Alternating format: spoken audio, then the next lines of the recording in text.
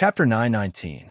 Instead of waiting for the right price, it was better to take the initiative to find the most suitable person for them. With Zeiling's strength, Qin Xingyue's reputation, and Xiao Weilan's connections, they had a high chance of winning this bet. Ning, she patted Gong Xiangzi's shoulder. Xiangxia, the baby was taken away. Does it hurt? After all, he and a dozen professional craftsmen had made these clothes meticulously. She remembered that it took 7 days and 7 nights just to sew the metal decorations on one of them. Gong Xiangxia didn't look reluctant at all. I trust you, boss. Moreover, without her, they wouldn't exist at all. She was their master. With Xiao Weilan's help, Ning she felt much more relaxed. After lunch, she rushed to the set. In order to move easily, she was still dressed as a man. The crew had just finished eating and were taking a short break. Although it was only the second day, there was already a small group. Shen Hachun, Qi Fong, and Ji Yumeng were close. Ku Mingyu didn't have a professional background, didn't have a contract with any company, and was a loner, so he stayed in the corner alone. Occasionally, a few small characters would go up to talk to him, but when they didn't get a response, they stopped trying. Senior, you're here. Ji Yumeng saw Ning, she from afar. Halfway through her conversation with Qi Fong, she left him and ran over happily like a bird. Hey, it's only been 1 night, and you're already thinking about her. Ji Yumeng, wake up, this is a woman. But this person really had a unique aura, especially when she was with girls. It was so comfortable when they interacted with each other, as if they were being held in the palm of their hands. Seeing the little girl running over, Ning she immediately smiled. Well, have you eaten? Yes, I have. Director Shun is too much. The food on set is so good that I ate too much today. Ji Yumeng clutched her stomach and complained. It's okay. You're not fat. Really? Really? It's okay even if you're a little fat. You'll be cuter if you're fat. No way. Ji Yumeng covered her face shyly, looking like she wanted to marry him. Not far away, Qi Fong squeezed a bottle of water in his hand until it was deformed. Damn, what's so good about that guy? She's just a sweet talker. You only know how to coax girls. Hypocrite. At this moment, a female player next to him interrupted. What's wrong with coaxing a girl? Isn't coaxing girls the most basic skill of a man? That's right. No. What's wrong? But she was clearly a girl. Was there anyone who snatched his job like that? The competition was fierce to begin with. Don't you think so, Hanshun? Qi Fong turned to look at Shen Hanshun. Shen Hanshun didn't say a word. He was engrossed in his script and didn't hear him at all. Qi Fong was speechless. How pitiful. It seemed like he had been abused badly yesterday. Suddenly being so serious made him feel a lot of pressure. Other than Shen Hanshun, there was also the second male lead, Ku Mingyu, whose abilities were unknown. She didn't know how good this kid's acting was when he kept silent. Shen Hanshun was abused so badly yesterday. This kid definitely wouldn't have it easy today, right? TSK, what scene are Ku Mingyu and Ning she filming today? Qi Fong mumbled as he flipped through the script. I got it. Scene 28. Damn, it's actually a kiss scene. Although they didn't kiss in the end. Ha. Hanshun, someone's backing you up. Ku Mingyu and Ning, she are filming a kiss scene today. How could she possibly kiss a man? Ku Mingyu is dead meat. Chapter 920. Although Ning, she was essentially a woman, when she dressed up as a man, people would completely ignore this point. Therefore, for Ku Mingyu, the person he was going to kiss was a man. How could he act like this? Shen Mian was probably worried that Ku Mingyu wouldn't perform well, so she called him over and talked about the scene for a while. Alas, Ning she's acting was too good, which was also a problem. The others also heard that the scene was going to be very exciting, so they were all a little excited and looked forward to the scene. Several Fujoshis were so excited that they almost jumped up. Ji Yumeng, on the other hand, was reading the script sullenly. Damn it, Ku Mingyu was going to kiss the senior today? Let go of the senior and let me do it. In this drama, except for Ning Xiaoming, the heroine's best friend, who knew from the beginning that the heroine was a woman, the second male lead, Lin Yu, was the first to find out. After Lin Yu found out that the heroine was a woman, he gradually developed a strange feeling for her. But he also knew that the person the heroine liked was his good brother, Xianxia. Therefore, Lin Yu was a very contradictory and struggling character in the drama. There were a lot of eye-contact scenes, and it was even more difficult to act than the heroine. When the crew was preparing for the shooting, there was suddenly a burst of screams in the crowd. Ah, Jiang Mai. Who? Jiang Mai? Where? Where? He's over there. The one brought in by the director's assistant. Oh, it's really my Mai. My Mai is so handsome today. But why is he here today? He must be here to visit the set. It's said that he is very close to Brother Shi. Looking at the man who was not far away, surrounded by a group of girls, Ning Shi was speechless. This guy really came. Not only that, today he was wearing a Neil Springs Summer Series embroidered satin flight jacket, black trousers, a metal necklace, and a tail ring, and the obsidian earrings on his earlobes were shining with a faint cold light. He could walk directly on the red carpet. It's just a visit. Do you have to be so coquettish? Because of Jiang Mai's arrival, the crew was excited for a while. Some asked for autographs, and some took pictures. Shin Mian was kind enough to give the girls 10 minutes to chase their idols. Although they had seen too many big stars in this line of work, they still couldn't resist the temptation of beauty, not to mention Jiang Mai. Yumeng, aren't you going? To Ning Shi's surprise, Ji Yumeng remained unmoved even though the crew and some actresses had surrounded her. Ji Yumeng looked at Ning Shi and immediately showed her loyalty. Senior, I'm her die-hard fan. No matter how handsome Jiang Mai is, I won't take a second look at him. Besides, he's not that handsome. He's far from you, Senior. Just as Ji Yumeng finished speaking, a shadow suddenly fell on top of her head. In the next second, the man's slightly loud and slightly gloomy voice sounded above her head. Oh, Senior Jiang. Senior Jiang. Ji Yumeng stumbled back several steps. Little girl, what did you just say? Jiang Mai took off his sunglasses and asked quietly. His peach blossom eyes were like automatic generators. Jiang Mai was really a natural-born star. His whole body was shining, and his temperament was extremely aggressive. After all, Ji Yumeng was still young. When Jiang Mai suddenly approached her and released his aura, the little girl suddenly blushed. Chapter 921. On the one hand, she was rational enough to protect her chastity as a hardcore fan.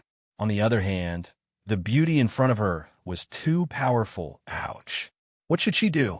She couldn't betray her senior. Huh? I'm not as handsome as him. Are you sure?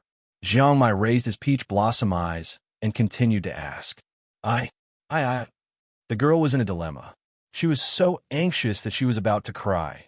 Behind her, Ning Shi's mouth twitched. She took a few steps forward and reached out to pull Ji Yumeng into her arms. She rubbed her hair, comfortingly, and then stood behind Jiang Mai to protect him. She stared at Jiang Mai and said, Aren't you childish? Ji Yumeng hid behind Ning Shi and felt so happy that she almost fainted. Ouch, I'm protected by my senior. Humph. Jiang Mai snorted and sat down on the chair next to him, looking very unhappy. Who asked this little girl to shamelessly boast and actually dare to ignore his charm? This kind of principal problem was absolutely intolerable. Ning Shi naturally knew his bad habit. She rolled her eyes at him and said, You have so many fans. Don't you feel ashamed to fight with me over one? Jiang Mai curled his lips. You can fight with a male actor over a female fan. Why should I feel ashamed? Ning Shi snorted. Do you dare to say that you have never fought with a female actor over a male fan? As soon as the two of them met, they unknowingly started quarreling with each other, and the onlookers watching from the side were in a frenzy. Oh, one is arrogant, and the other is lazy and unruly. They're so pleasing to the eye. They're a perfect match. What a pity. Why isn't Jiang Mai the male lead of our movie? Yes. The feeling of these two together is so loving. The feeling of being attacked by a black-bellied beauty.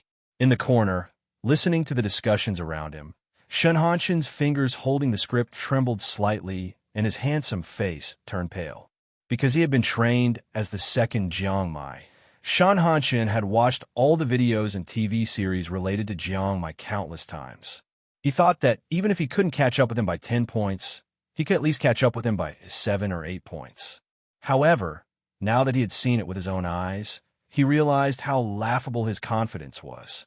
His heart fell into an ice cellar. Qifeng couldn't help but curse inwardly. Xianxia and Jiangmai. The gap between them was really too big. Ningxi naturally knew that Jiangmai was always tied up by Xianxia's agency to create hype. He had been dissatisfied for a long time. This time, he finally showed up. She stood up and patted him on the shoulder. I'm going to work. You're almost done. Don't disturb our filming. I know. Right, what's your next scene? Is it with that kid? Ningxi. No, with the second male lead. Kiss scene. Jiangmai's eyes had been on Xianxia. Only now did he notice the supporting actor. In the middle of the set, not far away, Shen Mian was talking to Ningxi about the scene. Aside from the two of them, there was a young man standing quietly next to them. He looked ordinary, had an ordinary temperament, and didn't seem to exist at all. When Ningxi and Mingyu went to change, Jiangmai immediately went up to Shen Mian. Old Shen, are you blind? Why did you choose such a person to be the supporting actor? Get lost. You're the blind one. His acting is good. Shen Mian snapped. Chapter 922. Jiangmai's face was full of disdain. Is he better than me? You? Shen Mian suddenly revealed a pained expression. Don't you know that you're the #1 actor in the directing circle who the directors don't want to work with the most? Have some self-awareness, you bastard. Fuck. Why? Why don't they want to work with me? I'm so popular. Jiangmai was suddenly full of anger. If it weren't for your popularity, who would want to work with you? I don't need to say much about how difficult it is to please you. The key is your acting skills. They're like a fucking roller coaster. Sometimes good, sometimes bad, sometimes up, and sometimes down. They are unpredictable and completely dependent on mood. Which director can stand you? Soon, the lighting and camera were ready. The shooting began. On the balcony covered with green plants, Xianxia was sleeping quietly in a round rattan hanging chair. The girl was wearing men's home clothes with a book in her hand. Her soft black short hair was dancing in the warm halo under the sun, and under the camera, there was almost no pores on her delicate skin. She was like the best mutton fat jade. A breeze blew, and the pages of the book were turned, making a slight rustling sound. The world was stable, and the years were peaceful. When everyone saw this scene, they couldn't help but think of this sentence in their minds. Just then, with a squeak, the door of the balcony was pushed open, and a tall figure walked in. The moment Mingyu appeared in the center of the scene, everyone present couldn't help but gasp, including Jiangmai, who couldn't help but sit up slightly. At this moment, Mingyu was wearing a gray checkered suit with a white shirt and a black tie. He was holding a pure white velvet blanket in his hand. His whole person was like the depths of a dense forest covered in pure white snow, exuding a cold and serene aura. Obviously, it was the same person, but the whole temperament of his whole person had undergone an earth-shaking change. A moment ago, he was even a somewhat gloomy and indifferent young man, but now he was like a jade, unparalleled in the world. This kind of breathtaking had nothing to do with his appearance, but his temperament. For an actor, temperament was something that couldn't be seen or touched, and it was the most difficult thing to control. Qifeng even stood up in shock. Fuck, how could this be? This guy is like a completely different person when he's on the screen. Is this really Mingyu? Xianxia continued to stare at the camera, and Jiangmeng also held her breath and couldn't help but murmur, is it my illusion? I feel like the way Mingyu looks at you is not acting. Mingyu's shooting continued. After Lin Yu walked to the balcony, he very gently covered Xianxia with the blanket in his hand. When he looked at Xianxia, his temperament instantly changed again. It was like a warm breeze in spring, melting the ice and snow, and his eyes seemed to have tens of thousands of flowers reviving. After covering Xianxia with the blanket, Lin Yu was about to get up and leave, but because he took one more look at Xianxia, he stopped in his tracks. His hands were on the armrests on both sides, and as if he was greatly bewitched, he uncontrollably approached Xianxia little by little in that pair of eyes that were gradually sinking. Love, reason, struggle contained countless complex emotions, surging up and down, shaking the heart, As he approached Xianxia, almost everyone present was brought into the emotional world that belonged to Lin Yu, and there was silence. Chapter 923. Would Lin Yu continue to kiss her? After all, he had suppressed his feelings for Xianxia for so long. He was the first to know that Xianxia was a girl, and he had been helping her cover it up. He protected her behind her back as a friend, and watched her fall in love with Xianxia. At this moment, Lin Yu was only a breath away from Xianxia, and he was about to kiss her in the next second. Fuck, didn't the script say that he wouldn't kiss her? What does this guy want to do? Xianxia couldn't help but stand up. He felt that this guy had an aura that made him very uncomfortable. What was going on? Xianxia glared at him and said in a low voice, "Lower your voice. Don't disturb my actor. Your good actor is using public equipment for private purposes." While Xianxia was arguing, Lin Yu suddenly closed his eyes slightly. In an instant, all the complicated emotions were isolated, and the ambiguous and tense atmosphere suddenly disappeared. Lin Yu closed his eyes and stood up. He tidied up the blanket that had been blown away by the wind, and then sat in the rattan chair opposite Xianxia. He picked up the book that Xianxia had scattered on the ground and quietly flipped through it, as if nothing had happened. There was not even the slightest ripple on his face. It was as if the staff had suddenly woken up from a charming dream and returned to the real world. At the same time, Mingyu also showed one of the biggest characteristics of Lin Yu, which was that he was shrewd. After all, he could control his emotions so quickly. Just when everyone on the scene was shocked by Mingyu's acting skills several times, Ningxi, who had been pretending to be asleep with her eyes closed, didn't know anything at this moment. She just judged from the subtle breath that someone suddenly approached her and then left. Before leaving, she also heard a very light sigh in her ears. That sigh seemed to have magic power. It was still lingering in her ears, as if it was telling her the owner's depressed and deep emotions. Finally, after silently counting the time, Ningxi decided that she could open her eyes. After a while, Ningxi moved slightly. Her long eyelashes trembled a few times, and then she slowly opened her eyes. The moment Ningxi opened her eyes, she saw a man sitting opposite her, holding a book in his hand, his head tilted. Hearing that she had woken up, the man raised his head slightly, and the thin layer of ice on his face instantly broke. He looked at her gently and lovingly. "You're awake." When she opened her eyes and saw this scene, Ningxi's heart skipped a beat. Then she stood there dumbfounded. That's right, it was the first time in history. Ning, Shi, and Ji. Ji Yameng looked surprised, Shen Hanshun looked pleased, and Qi Fong was dumbfounded. He thought it would be Mingyu who Ji. So how did it turn out to be Ningxi? The one who was the most shocked was Jiangma. Fuck, he actually got to see Ningxi in his lifetime. Shenmian was also stunned for a moment before she came to her senses. She hurriedly said, "Hey, Ningxi, what's wrong with you? Did he really fall asleep just now?" Ningxi suddenly came to her senses, got up from the rattan chair, and couldn't help but take another look at Mingyu in that instant. Why did this person give her the feeling that he was a demon king? Chapter 924. Ningxi pinched her eyebrows and apologized. "I'm sorry, director. I was distracted. It's okay. The first half was perfect. We can keep it all. Just reshoot from where you woke up." Shenmian said happily. He had been worried that Mingyu wouldn't be able to act well in emotional scenes because he was too reserved. He didn't expect that he could act so well. The look in his eyes was perfect. He had a feeling that when a movie was released, even if he was only the second male lead and didn't have a dazzling appearance like Shen Hanshin, he would definitely have a lot of fans just because of his deep love. Okay, Ningxi answered absent-mindedly and couldn't help but search for Mingyu in the crowd. After the scene, Mingyu disappeared into the crowd again. It took a long time to find him. Ningxi was looking thoughtfully at the man reading the script in the corner when Jiangmai suddenly jumped over and pulled her over. "Ning Xiaoxi, come here." "What?"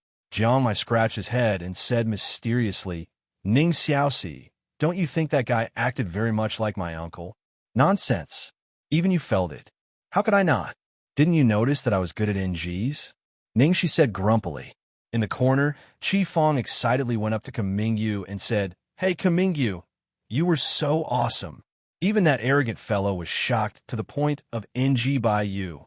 Did you really learn all of your acting skills by yourself? Do you have any tricks? No. Chi Fong had been chattering away for a long time, but the other party only replied with 2 words. His expression immediately turned ugly, and he embarrassedly returned to his seat. Fuck, he's just a newbie with an ordinary name, ordinary looks, and ordinary temperament. So what if he's good at acting? The entertainment circle is so deep. Does he think it's easy? Ji Yumming thought. I heard that Kun Mingyu doesn't even have an agency. I don't know who he is. Maybe he has a powerful background? If that was the case, he didn't need to deal with them because he didn't need to spend time on them. He's just a poor worker. At this moment, Shun Hanshun spoke up. Chi Fong immediately said, Hanshun, you asked around? See, I knew it. He doesn't look like he has a backer. After a short break, the filming resumed. On the balcony filled with sunlight, the man sat on a chair, holding a book in his hands. His slender fingers occasionally flipped through the pages, his body exuding a noble aura. The girl was nestled in the wrought-tan chair across from him. At this moment, she was slowly opening her eyes. You're awake. The man looked up. His eyes were even more dazzling than the afternoon sun. When he looked at her, he was gentle and didn't have the slightest bit of aggression. He wrapped her up with warmth. Ningxi's lines. Not far away. Shin Mian anxiously waved her hands and feet to remind her. However, Ningxi was still staring blankly at Kamingyu. NG again. Shin Mian, what kind of situation was this? Why did he feel like there was something wrong with the way Ningxi looked at Kamingyu? Jane! It was as if she had fallen in love. After shouting cut, Shin Mian called Ningxi over to remind her. Ningxi, watch your eyes. The way you express it is wrong. In this scene, Ji Feishue completely treats Lin Yu as a friend and doesn't have any other feelings for him. You can't look like you're moved. Chapter 925. Jiang Mai's mouth twitched as he listened to Shin Mian's words. He was speechless at Ningxi's expression. In the corner, Chi Fong took out a bag of melon seeds and watched the show while munching on them. Ji Yameng looked worried for Ningxi. At the same time, she didn't understand why Ningxi failed again in such a simple scene. This wasn't right. Hearing Shun Mian's reminder, Ningxi wiped her face and calmed herself down. Director, I got it. Let's do it again. I could do it this time. Okay, let's do it again. Shun Mian gestured for everyone to start again. Under the sunlight, Ningxi slowly opened her eyes. You're awake. The man looked up and asked. 1 second, 2 seconds, 3 seconds. Ningxi was stunned again, but fortunately she reacted in time this time. Just as she was about to continue saying her lines, the man saw her staring at him in a daze. Suddenly, the corners of his lips curled up slightly, and his deep eyes rippled with a trace of a shallow smile. This was great. Because of this smile, Ningxi was completely stunned again. The third NG. Ningxi felt very tired. Shin Mian coughed lightly. Ningxi, are you not in a good mood today? I'll give you 10 minutes to rest. Then she gestured for the staff to rest too. She didn't want to disturb Ningxi and let her adjust her state of mind. Chi Fong sighed and shook his head. He said to Ji Yameng, this is your senior idol. See, this is her real ability. It only took 1 day for her to return to her original state. Such a simple scene, but she failed 3 times in a row. She can't even memorize the most basic lines. I thought she was very capable, but it turns out she's just a pretentious prick. Senior is just not in a good mood today. Why are you gloating? You should worry about yourself. You still have a kissing scene with Shun Hanshin later, Ji Yameng said unhappily. As soon as she said that, Chi Fong's face turned as black as the bottom of a pot. Shun Hanshin's expression was obviously not good either. That's right, they did have a kissing scene today. At this moment, Ningxi was lying on the chair with a lifeless expression. Jiang Mai stood condescendingly on the side, his face full of disdain. You're just a little bit good at acting. Look at you. Is there a need to have such poor willpower? Ningxi was a little annoyed. What do you know? It's easy for you to say that. Is that even a little bit alike? I almost thought he was possessed by Lu Tingxiao. Did you notice that when he smiled at me just now? You're practically luring me to commit a crime. When did he smile? Are you hallucinating? Jiaomai was speechless. Ningxi was tired and didn't want to talk. She was the only one who saw it from that angle. Is it really that similar? After all, Jiaomai was just a bystander, so he couldn't know Ningxi's feelings. However, judging from Ningxi's reaction, he guessed that it was true. I'm not talking about his looks, it's just a feeling. Sigh. I can't describe it to you. Do you think that Kumingyu is Lu Tingxiao in disguise? Jiaomai was speechless. Have you read too many Wuxia novels? What kind of disguise could disguise someone to such an extent? Do you really think there's something like a human skin mask? Ningxi murmured. Who said there isn't? Jiaomai thought for a while. There is, but even the special effects team in Hollywood, which has the highest level of disguise in the world, can't achieve such an effect. I took a closer look. If it's really a disguise, there's no flaw at all. Ningxi touched her chin. Tut, the Hollywood special effects team is nothing. The two chatted for a while, and Ningxi couldn't sit still anymore. She suddenly stood up.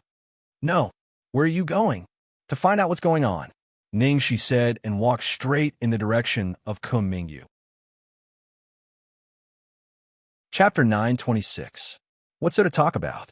Is this guy crazy? Jiaomai mumbled behind her. Ningxi walked straight to Kumingyu and stopped in front of him. Kumingyu sensed that someone was approaching. He looked up from the script and said, Senior. Ningxi scratched her head with a hiss. How could it be? How could it be the devil? Yesterday, this guy came to ask for her autograph and said that he was her fan. Senior? Kumingyu called again when he saw Ningxi standing there without saying anything. Well, nothing. I just wanted to have a chat with you.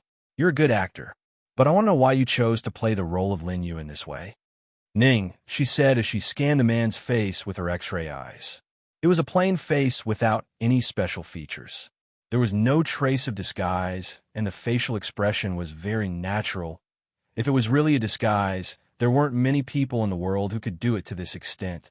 Ning, she couldn't figure it out and had to give up. If she could, she really wanted to strip him naked and take a look at him. I thought about the script and felt that this was the most suitable way to play Lin Yu. Kumingyu's answer was normal. Ningxi looked at the other party's open and closed lips, looked at his eyes that had caused her to lose focus for a moment, and felt a strong attraction pulling at her. She was anxious to know whether he was Lu Tingxiao or not. Thus, unknowingly, she couldn't help but stretch out her hand towards the man's cheek. When Ningxi's fingers touched Lin Yu, a strong force pulled her all the way to the corner. Jiaomai said angrily, What the fuck? Ningxi, are you fucking crazy? This is the crew. The crew is the crew. Can't I act with him? Why are you so nervous? Ningxi didn't care. Is there anyone who acts like you? You're looking at him as if you want to strip him naked. Do you want to have a scandal before the movie is released? Ningxi coughed lightly. Are you exaggerating? What do you think? Jiaomai rolled his eyes at her. Wake up, okay? What are you thinking about? I think you've gone crazy thinking about my uncle. Look at everyone. It's him. Ning, she rubbed her forehead. I guess I'm really a little neurotic. Wake up, wake up.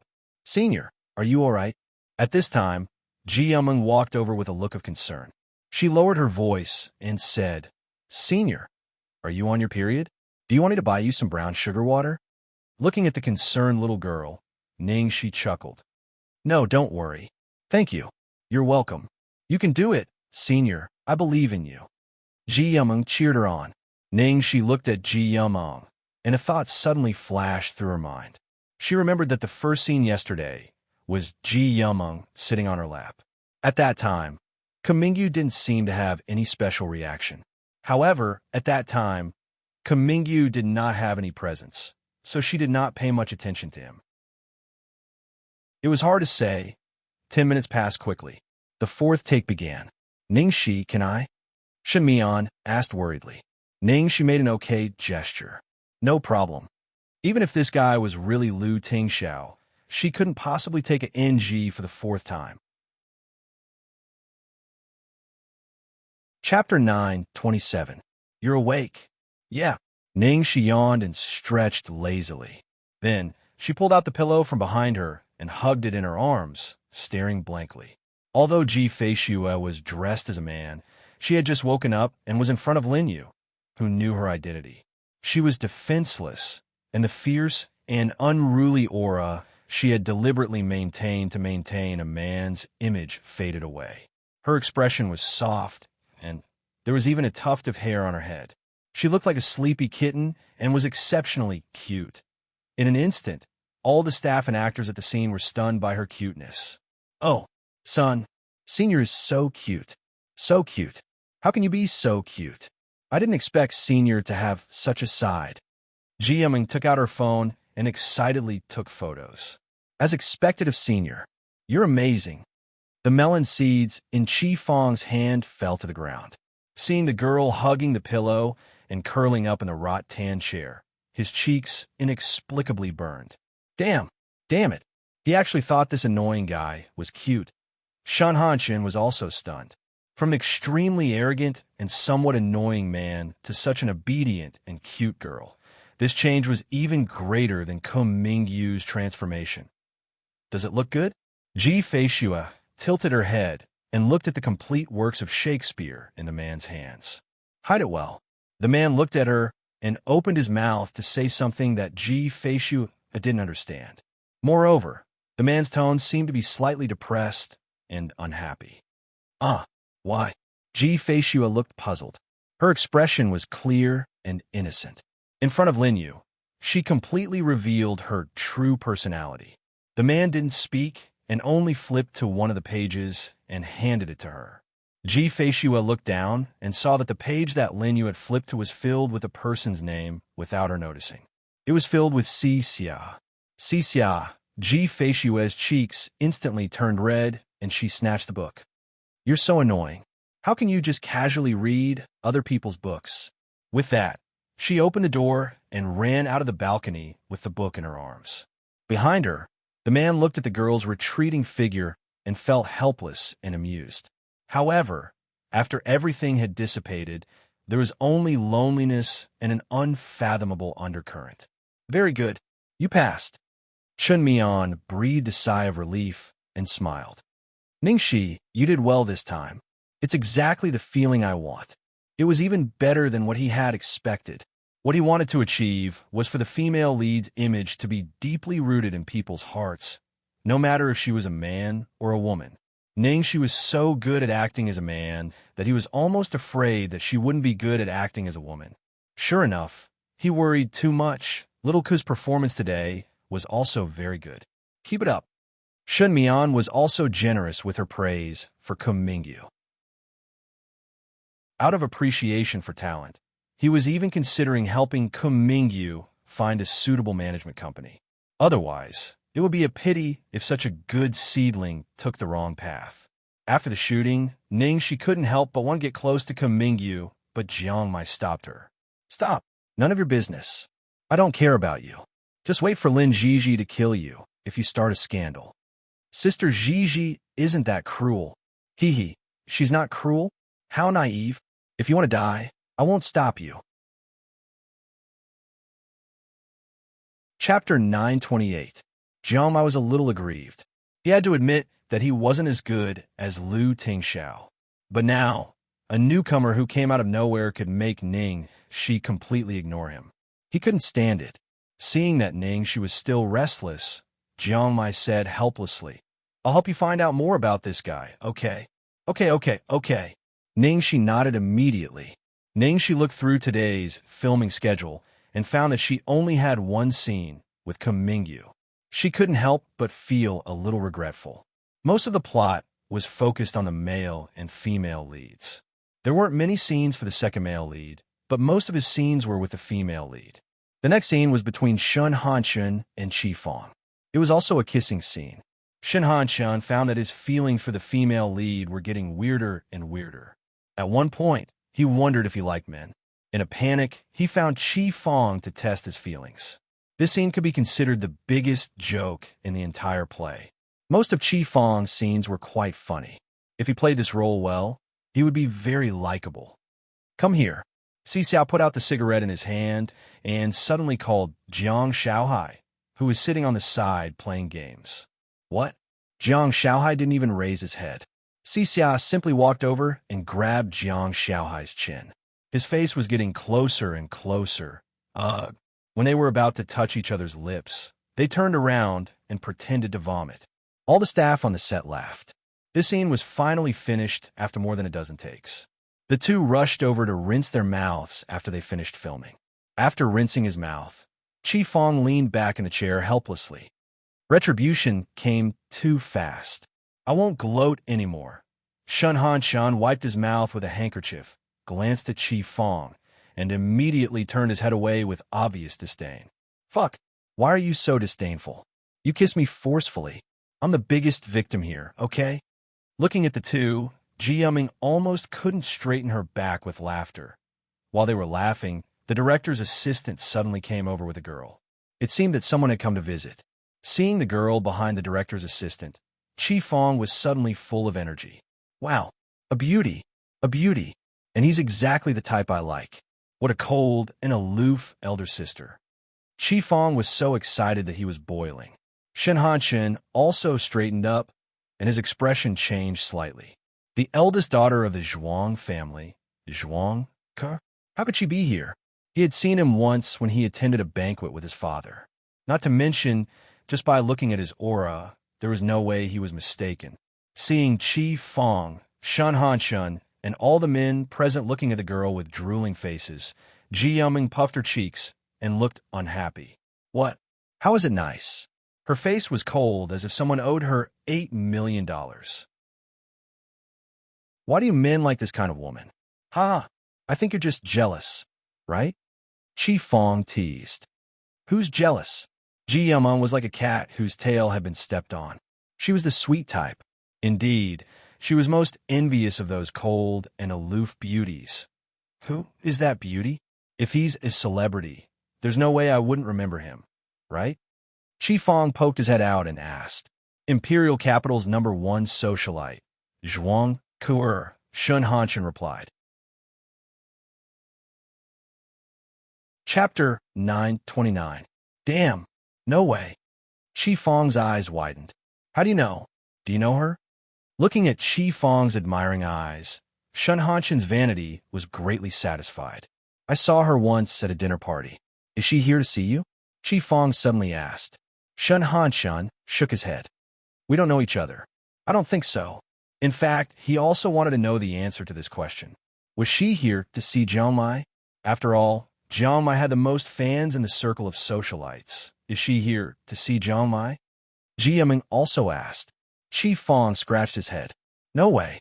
Jiang Mai is not a member of our crew. He is only here to visit Ningxi. How could Ms. Zhuang come here to chase after him? That's strange. Since you said she is Zhuang Ku'er, and we are all newcomers, no one has the ability to invite this distinguished lady, right? Ji Yuming was puzzled. Miss Zhuang, please come this way. Brother, she has already told me in advance that you will come, the assistant said, while secretly looking at the beauty beside him. Thank you, Zhuang Ku'er nodded slightly, feeling a little strange about how the assistant addressed Ningxi. Brother Shi? Was it because Ningxi was a woman dressed as a man in this movie? Is Ningxi dressed as a man today? Zhuang Ku'er asked hesitantly. The assistant nodded and looked a little excited. Yes. She dressed as a man these 2 days. Brother, she is so handsome in men's clothes. It's a pity that you didn't come yesterday. The scene yesterday was really wonderful. Really? Zhuang Ku'er felt a little regretful. At the thought of seeing the Prince Charming that she had been longing for a long time, her heart couldn't help but beat faster and faster. Brother Shi, your friend is here to visit you. The assistant shouted to Ningxi, who had just changed her clothes and was talking to the director. Ningxi subconsciously looked in the direction of the assistant. For the next scene, Ningxi had changed into another set of clothes. She wore a black leather flight jacket inlaid with willow studs, washed jeans, and boots printed with exaggerated patterns. Her hair was messy and fluffy, and her bangs slightly covered her eyes. She was dressed very similar to the day she appeared in Lu Jingli's villa. The moment she saw Ningxi, Zhuang Ku'er's heart skipped a beat. It was as if she had traveled back in time to the day when she first saw her Prince Charming. Ningxi greeted the director and went up to her. "Kuo, you're here. Why didn't you call me in advance? I could have picked you up." Xianxia stared at her blankly, her eyes slightly red, trembling with tears. Ningxi panicked and hurriedly held her shoulders. "What's wrong? Is your brother naughty again?" Xianxia shook her head. No, what's that? I'm just happy." Xianxia lowered her eyes in embarrassment.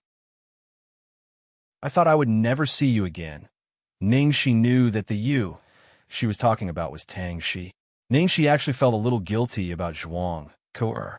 She had accidentally flirted with her, but she couldn't take responsibility. However, when they first met, she didn't expect that they would become such good friends in the future.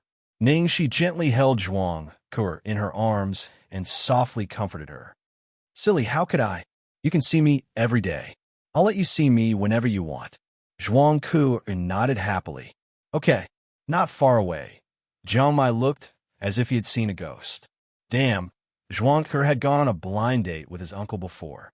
Shouldn't she be Ningxi's rival in love? What the hell was going on now? While he was in shock, he suddenly felt a chill on his back. Inexplicably, he felt a familiar chill around him. Chapter 9:30. This horrifying feeling was far too familiar. An idea flashed across Jiang Mai's mind, and he subconsciously turned his head to look in Ko Mingyu's direction. Then he saw Ko Mingyu do something that shocked him to the core. The man raised his hand and pinched his eyebrows. That was a small action his uncle habitually made when he was suppressing his emotions. The same action would give different feelings to different people, but Ko Mingyu was exactly the same as Lu Tingxiao. And Ko Mingyu was not acting now. Damn it. Was Ko Mingyu really his uncle in disguise? How could Ning Xiaoxi's intuition be so sharp? Jiang Mai's face was full of shock and doubt. He was about to tell Ningxi what had happened. However, at this moment, Ningxi seemed to have noticed his gaze. Her ordinary eyes suddenly became cold, and she locked her eyes on him in a frightening way. That was a warning. Jiang Mai's back suddenly stiffened, and he was frozen on the spot. His survival instinct made him immediately raise his hand to zip his mouth. Uncle, I didn't see anything. I won't say anything." Time passed. After a while, the man was sure that he wouldn't say anything, and the terrifying warning in his eyes receded like the tide. He closed his eyes and rested. Jiang Mai was so scared that his back was soaked with cold sweat. Damn it. It was true that with Ning Xiaoxi, anything magical could happen. It was so exciting. At the same time, Ningxi was happily chatting with Xianxia on the set, and the others were gossiping in the direction of Ningxi and Xianxia. No one knew that Jiang Mai had just experienced a thrilling experience. Damn it. Miss Zhuang actually came to see that guy. Did you see that? She even said that you were a senior. He's more shameless than all of us put together. Okay. Infuriating. Why is Miss Zhuang so close to that guy? She must have been deceived by his glib tongue. She was obviously a noble and cold lady, but she was so soft in front of Ningxi. It was simply unscientific. Ji Yumming stared at the two people, and then kicked Qi Fong. Shut up. Senior is a woman. Okay? Qi Fong chuckled. Oh, you still know it's a woman? If she's a woman, why are you so angry and jealous? Shut up. Ji Yumming replied with another round of 9 bony claws. In the crew, Ningxi was the most gentle to her and had the closest relationship with her. She had always felt that she was the most special. Now, a woman with a noble status suddenly appeared and was so intimate with Ningxi. How could you be happy? After Xianxia came, Ningxi immediately put aside other things for the time being and pulled her to a chair to sit down. I'm sorry, Xiaoxi. I was going to come earlier, but I had to look after my brother. Xianxia looked helpless. Oh, is your brother? Ningxi asked. He fell asleep as soon as he came back last night and has been staying at home today. He doesn't seem to be in a good mood, but he is much calmer now, Xianxia replied. Because of the incident last time, Grandpa almost had a heart attack and her father lost control. Her mother was busy with work and was not at home all year round. Now she could only put aside everything and focus on her brother. She also told the servants to inform her first if there was anything, especially not to call Grandpa. Otherwise, if something happened again, the consequences would be unimaginable. She still had a lingering fear when she thought of the incident last time. Chapter 9:31. That's good. Ningxi nodded. But she also knew that Zhuang Ronguang wouldn't stay quiet for long. Obviously, this little bit of strength was far from enough to completely tame him. After being warned, Jiang Mai had been sitting quietly in the corner like a quail. Hearing this, he finally couldn't help but say, "Damn, Ning Xiaoxi, the woman you spent most of the day helping in a game last night, is her? How on earth did you two get together? It's none of your business. Don't interrupt when women are talking." After chatting with Zhuang Ke for a while, the next scene was about to begin. Ningxi asked Zhuang Ke to sit in her seat, put a pillow behind her back, covered her with a blanket to keep out the cold, and asked Xiaodao to buy her a cup of hot cocoa. Then she went to work. A gust of cold wind blew. Jiang Mai, who was left alone, shivered in the wind and felt a chill in his heart. We are both here to visit each other. Why is there such a big difference in treatment? Why? You're such a heartless guy. Jiang Mai's face darkened. He gritted his teeth and snorted. Who asked you to be so fierce to me? Who asked you to be so fierce to me? I'll never tell you who Kamingyu is. You're dead. He secretly glanced at Kamingyu and saw that he had completely calmed down. If he hadn't seen it with his own eyes, he would have thought that he had just been dreaming. Seeing Jiang Mai's angry face, Zhuang Ke handed him a snack. Do you want one? No. Jiang Mai snorted and then looked at her. How on earth did you two meet? Zhuang Ke recalled sweetly. I met him at a party held by Lu Jingli. At that time, Xiaoxi was dressed as a man. At that time, there was an accident. Fortunately, he helped me out. Then we met again at my home.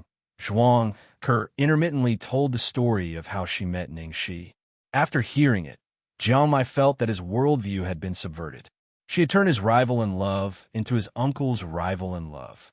Ningxi was simply inhuman. Suddenly, he felt a little sympathy for his uncle. I can't talk to you anymore. I'm going to watch Xiaoxi shoot. Seeing that the shooting had begun, Zhuang Ke immediately sat up and stared at the scene with the expression of a fangirl. Before the shooting began, Ningxi suddenly walked to Jiang Mai and said in a low voice, "Help me pay attention to that guy's reaction." Jiang Mai naturally knew that she was talking about Kamingyu. He asked guiltily, "What are you going to do next?" Ningxi, sofa, Jiang Mai asked. Wait, what the hell is sofa thump? Ningxi, Shun Hanshin Shi.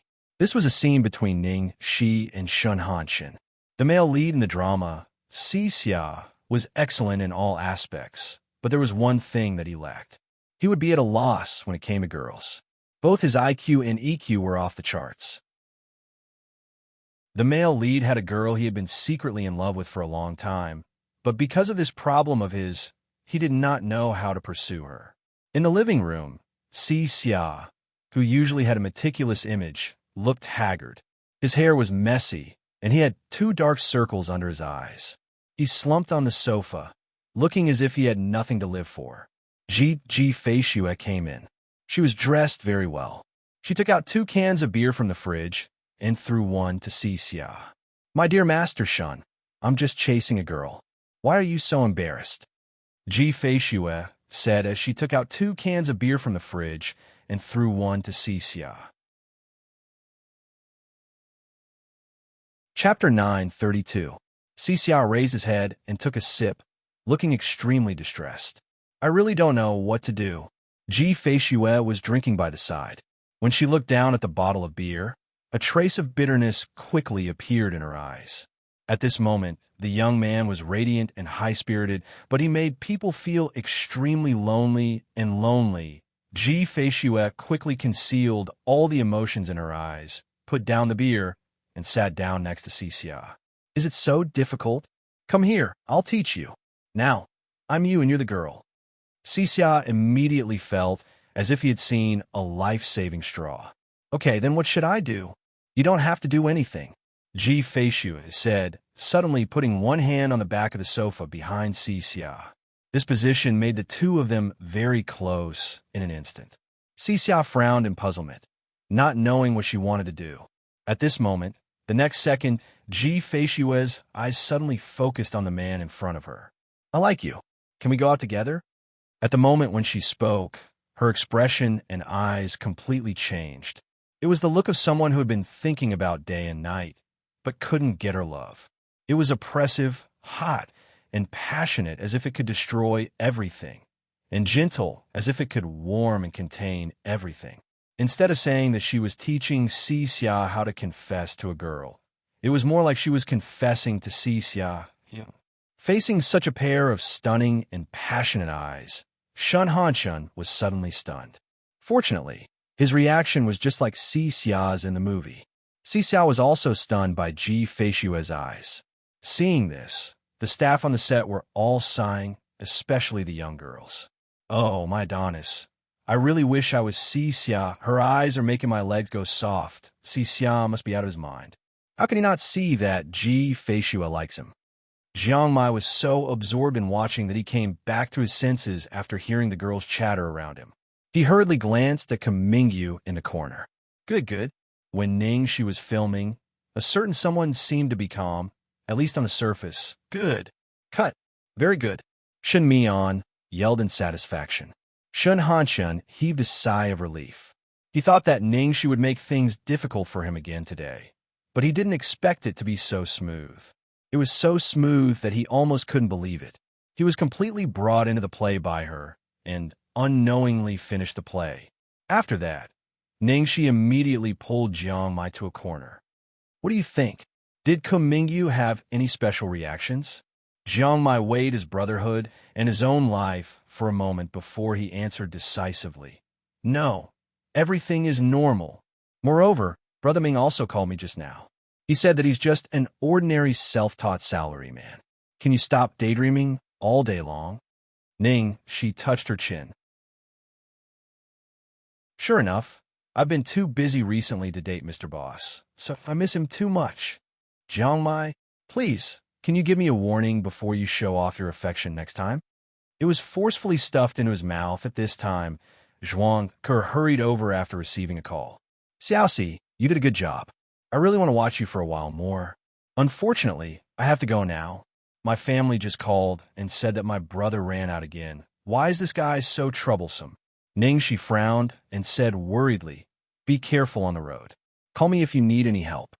Okay, I will. I'll wait. By the way, I have something for you. Chapter 9:33. Ning, she said, and took out the advanced custom-made dress from the studio. This is the new product of my studio for the next season. It's not on the market yet. I saved one for you. If you don't mind, you can wear it at home. Wow, it's beautiful. Zhuang Ke took out the dress and looked at it. Her eyes were full of surprise. Why would I mind? It's so beautiful, but I don't have anything for you. What should I do? I wanted to give you a dress last time, but I didn't get it. Jiangmai looked at this scene and didn't know what to say. Even a man was not as good at coaxing girls as she was. She just came to visit him, but she prepared a gift for him. Why didn't he have one? All right. Luckily he didn't. Luckily, Ning Xiaoxi had always been so cruel to him. Otherwise, Ning Xiaoxi, I'm leaving. Don't make trouble, don't smoke, don't drink, don't fight, and most importantly, don't hook up with girls. Be quiet, okay? Jiangmai said earnestly. He had really done his best. It was not that he didn't want to tell her, but he had been feeling uneasy since the beginning. He didn't need to think about it to know what would happen if he let it slip. Golden hair, what's wrong with you? Ning, she was speechless. She always felt that Jiangmai was strange. It's nothing. Anyway, remember what I said. I'm really leaving. Bye. The gaze behind him was getting more and more terrifying. After saying goodbye to Ning, Jiangmai almost crawled out of the crew. He finally got out of someone's sight and walked to the parking lot. However, just when he was relieved, he saw a man standing in front of his car. Mingyu. Uncle.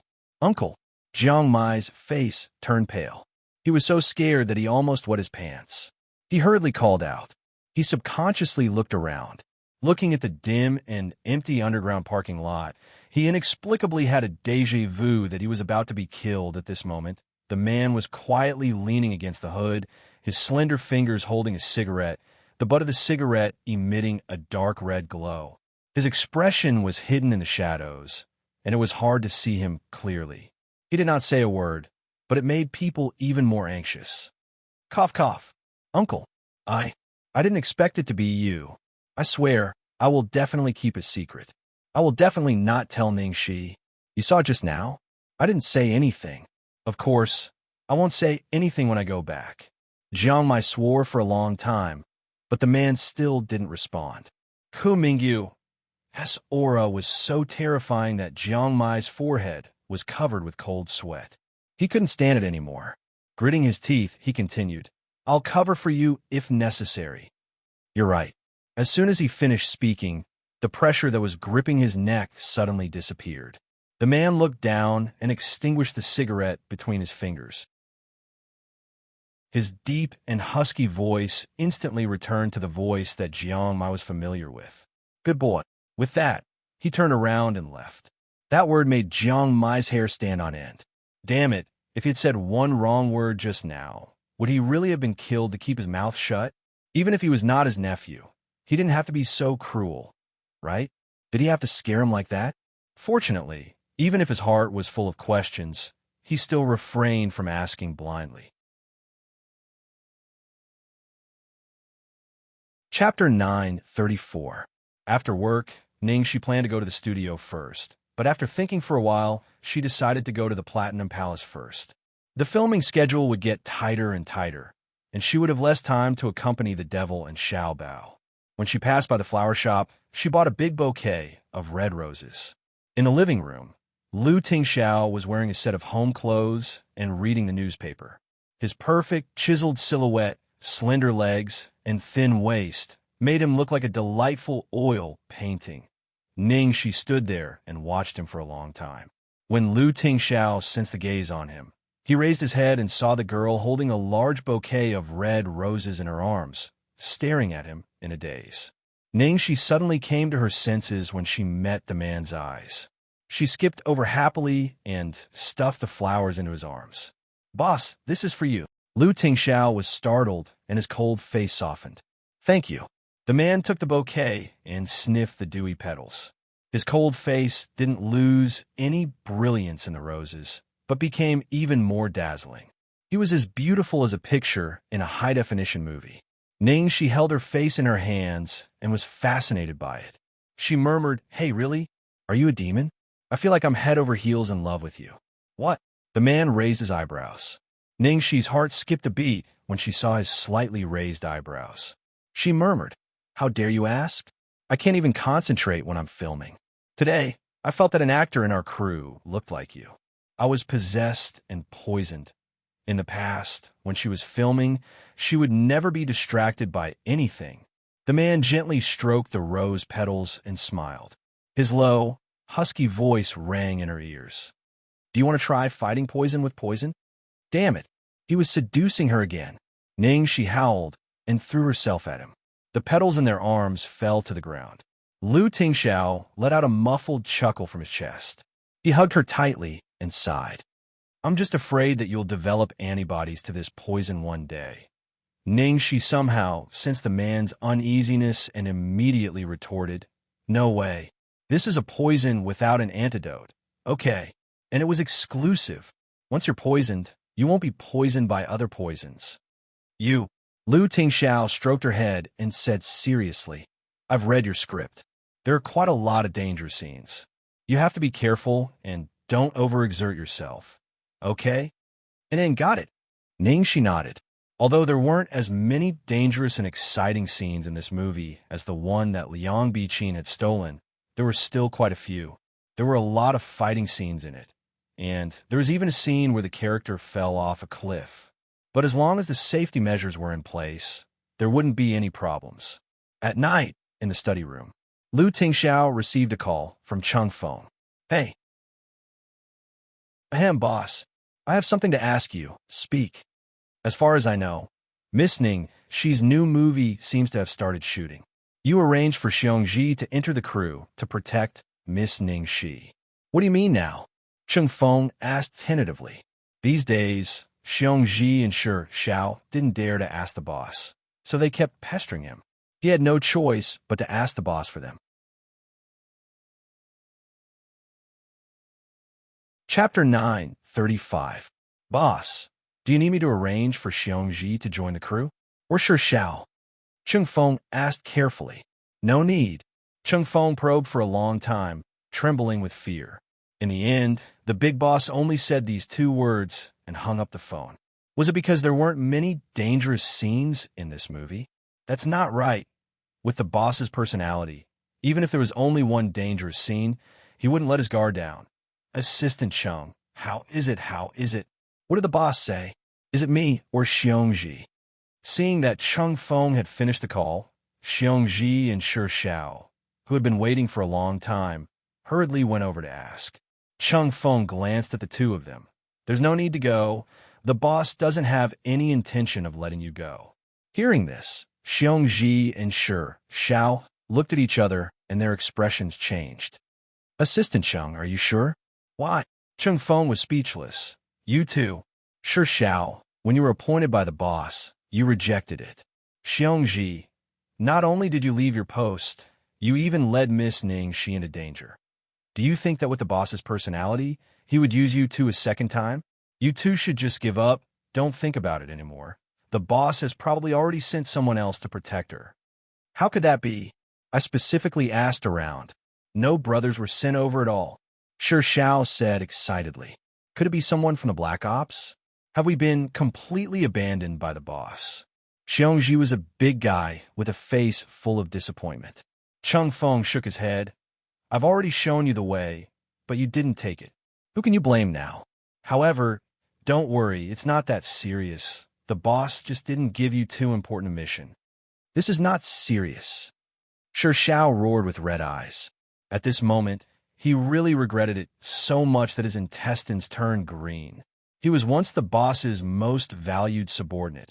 Even the task of protecting the lady boss was given to him, but it was ruined by his own arrogance. Pearl River Imperial View. After returning home, Ningxi was about to sleep when her phone suddenly rang. She casually picked up her phone and glanced at it. The next second, her expression suddenly changed. The sender was Tang Yi. After Dib came back, there was no more news from him, so she almost forgot about those things. What did the eldest senior brother mean by sending her a message at this time? Ningxi's intuition told her that something bad was about to happen. The last time he sent her a message, it was about an S-rank mission to propose, and it almost scared her to death. However, this kind of thing could not be solved by running away. Ningxi struggled for a long time with a solemn expression. Finally, she opened the message. There were only a few words on the phone. Bar number 8, see you in half an hour. There was only one location, and it was ridiculously simple. It was still Tang Yi's usual style, leaving no room for rejection. Eldest senior brother wanted to meet her at a bar in the middle of the night. Ningxi stood up and paced back and forth in the room. After a while, she sent a message back. What's up? Arrive quickly. Tang Yi only replied with 2 words. Fuck. Couldn't he tell her what it was so that she could be mentally prepared and not be scared half to death like last time? Ningxi angrily sent another message. Tell me what it is first. In the end, the phone's interface displayed. Your message was not successfully sent. Fuck. She had almost forgotten that Tang Yi had only given her one restriction, which meant that she could only send him 1 message a day. Fuck. This is so infuriating.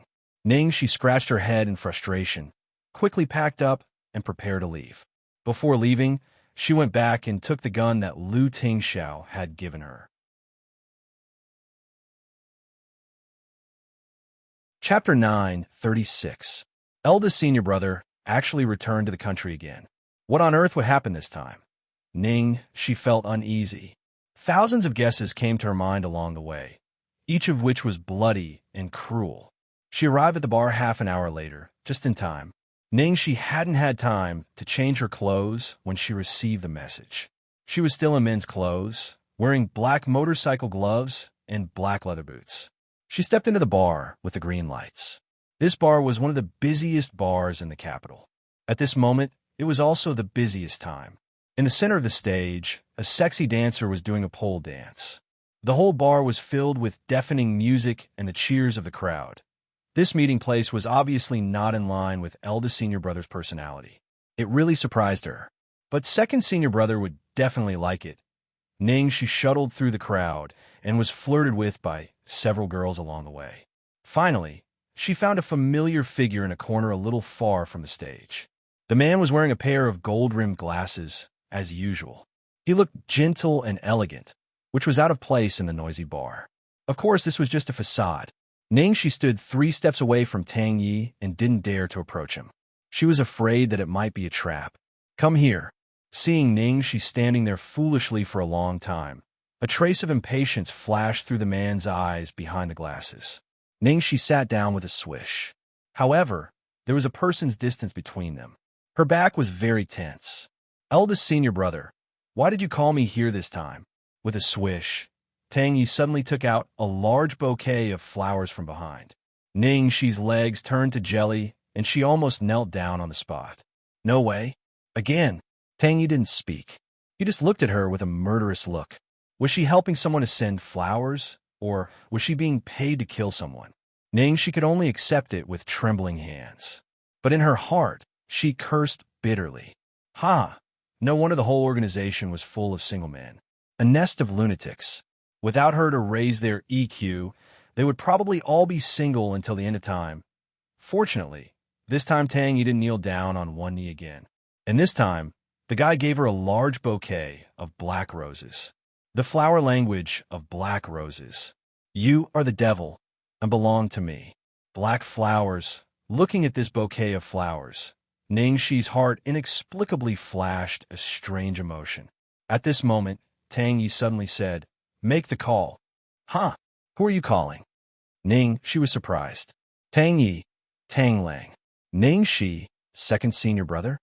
"Tang Yi, call him over." As soon as he finished speaking, she was dumbfounded. Fuck, this was the main purpose of eldest senior brother. No wonder they arranged to meet here. He actually used her to lure second senior brother here. Last time, second senior brother used such a despicable method to defeat him. If he called second senior brother over now, then second senior brother's fate would be, "Ahem, eldest senior brother, have you misunderstood something? How could I contact second senior brother? To tell you the truth, after our last meeting, I haven't been in contact with him." She replied with a sincere expression. Tang Yi nonchalantly adjusted his cuffs. "If he doesn't come, you'll fight with me." Hey. Second senior brother. Second senior brother. Come and have a drink at bar 8. Yes, the 8th bar. Come quickly. Waiting for you. There are so many beautiful girls here. Hurry. It's okay if you don't have money. I'll treat you. Chapter 9:37. She hung up the phone as fast as she could and then looked at Tang Yi sincerely. "Eldest senior brother, is this okay?" Tang Yi picked up the red wine on the table and took a sip. Scarlet blood stained his thin lips, and his eyes behind the white lenses were filled with a bloodthirsty aura like that of a beast. "Ugh. Second senior brother. I'm sorry. Eldest senior brother was really too fucking scary." She didn't know why eldest senior brother returned to the country this time, but catching second senior brother was definitely more important than the S-level mission. After all, second senior brother's trick last time was really too despicable. At this moment, she didn't dare to talk to Tang Yi at all, because she didn't need to look to know that Tang Yi was in an extremely dangerous state.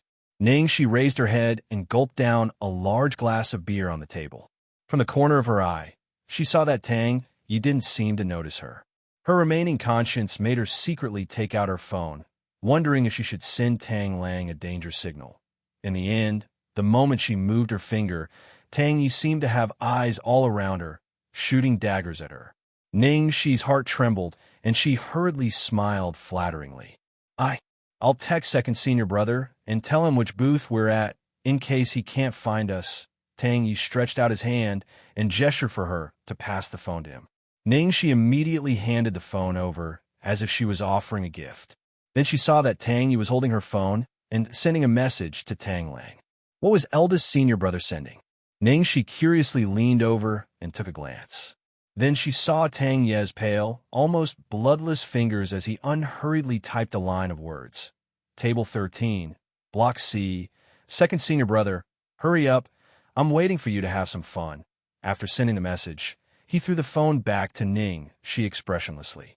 Ningxi, seeing eldest senior brother imitating her tone and sending the message, she had goosebumps all over. How much did he want to torture second senior brother? As time went by, Ningxi felt as if she was sitting on pins and needles, and every day felt like a year. Since eldest senior brother wants to deal with the private affairs between you and second senior brother, can I go now?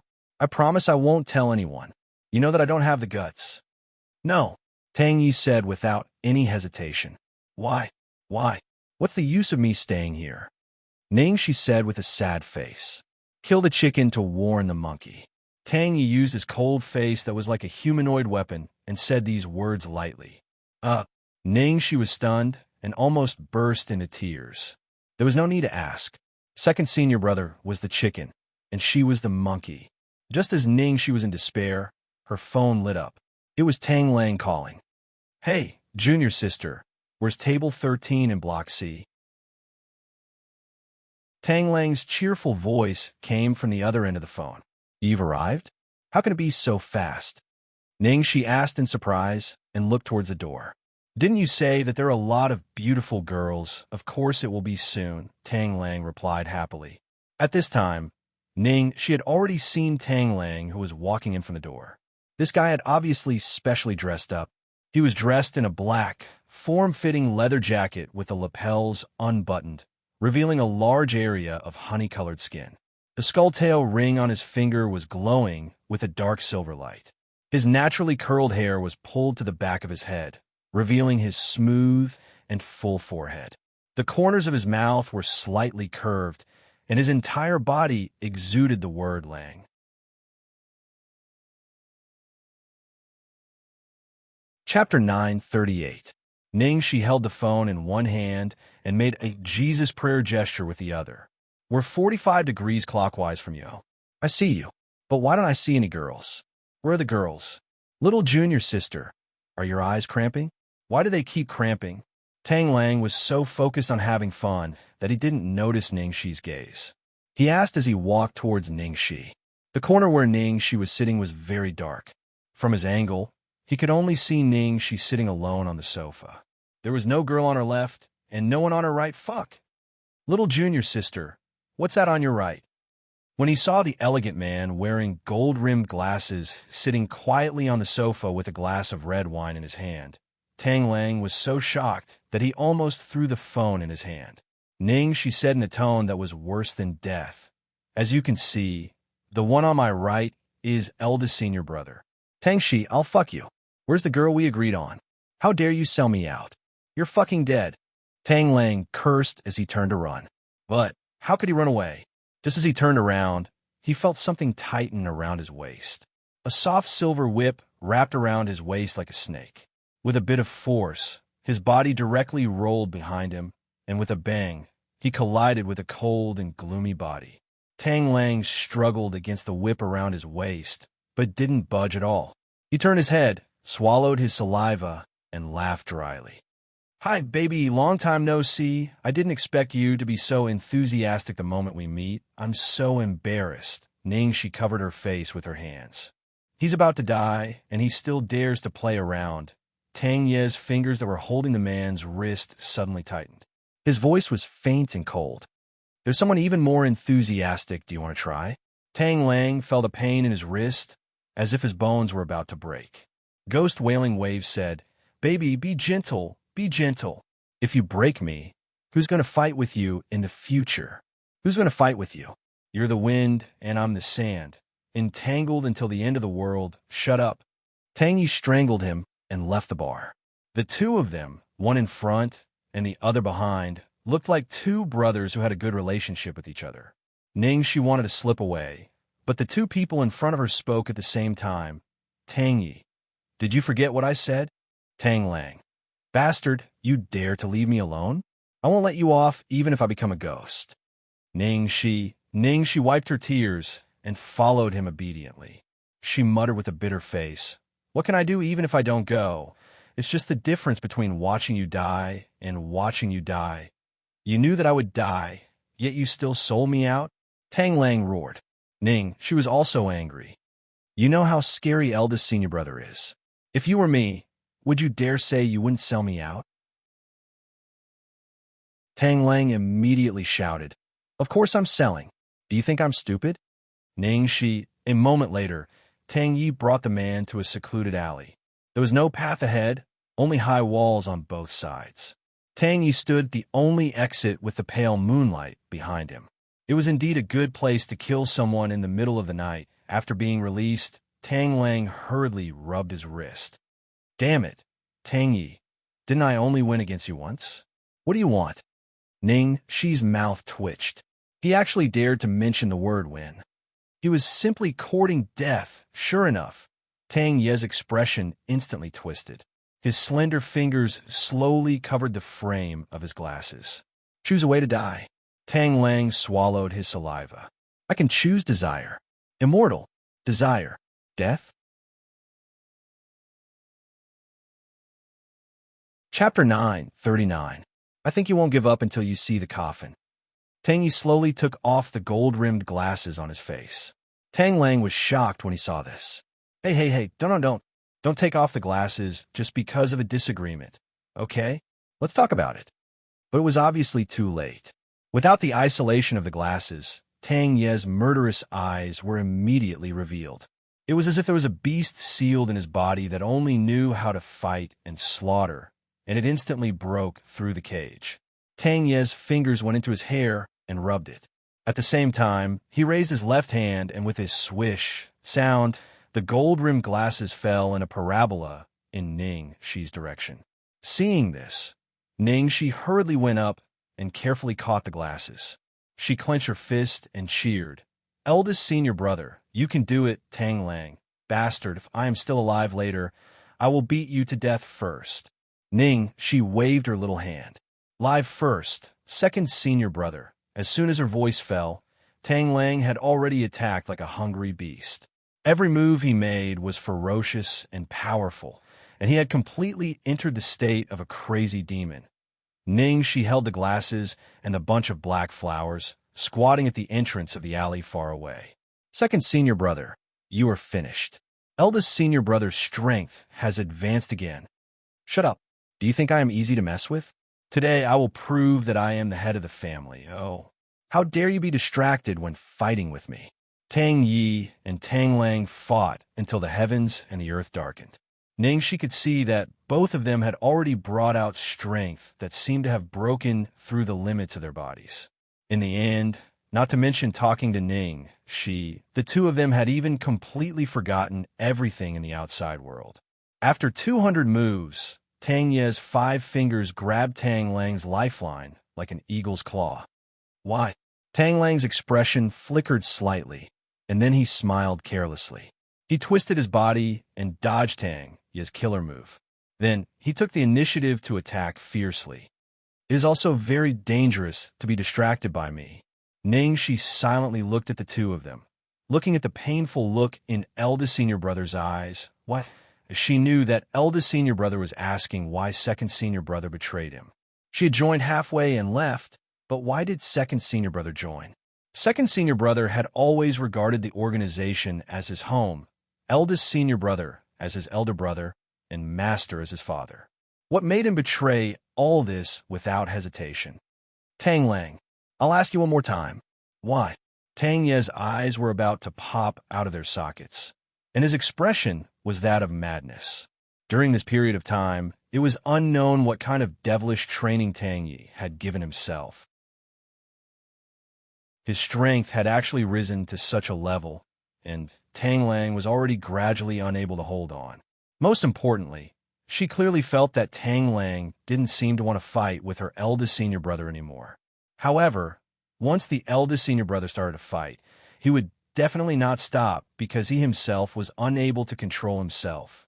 If Tang Lang were to continue like this, he would really die or be crippled. Seeing that Tang Ye's grip on Tang Lang's neck was getting tighter and tighter, she gritted her teeth, put down the things in her hands, and instantly inserted herself between the two of them, striking Tang Ye's arm with all her strength.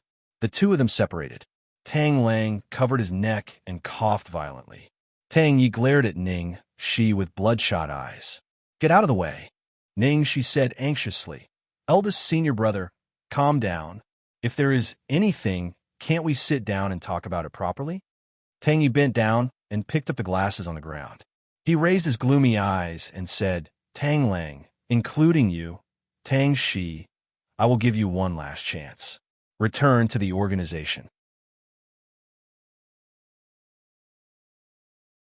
Chapter 940. Although she couldn't bear to part with senior brother, third senior sister, and her brothers, however, she was just a passerby to them.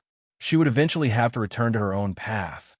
"I'm sorry, senior brother. I guess you know my current situation. I can't go back to my old life of fighting and killing.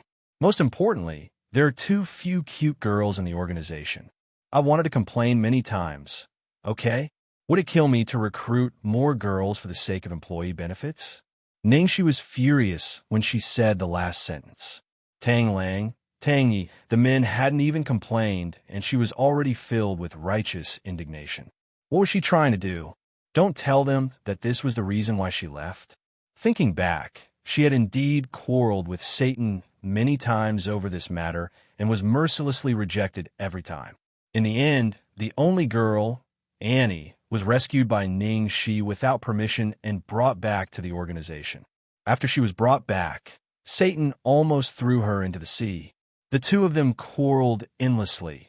Tang Yi pinched his brows and looked at Tang Lang. "What about you?"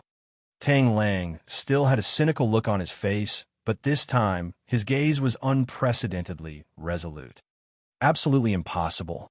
Tang Yi put on his glasses. "I understand." He then looked up at Tang Lang again. "The next person who comes won't be me." What he meant was that other than him, there would be someone else looking for Tang Lang. Actually, Shi had never officially acknowledged a master. After all, she was mainly proficient in firearms, and she was just dabbling in ancient martial arts. However, it was different for Tang Lang. He had been in the sect since he was young, and if he betrayed his master, he would really be kicked out of the sect. Tang Lang raised his eyebrows. "Other than you, who am I afraid of?" Tang Yi closed his eyes and said with a sharp gaze, "What if Master personally comes?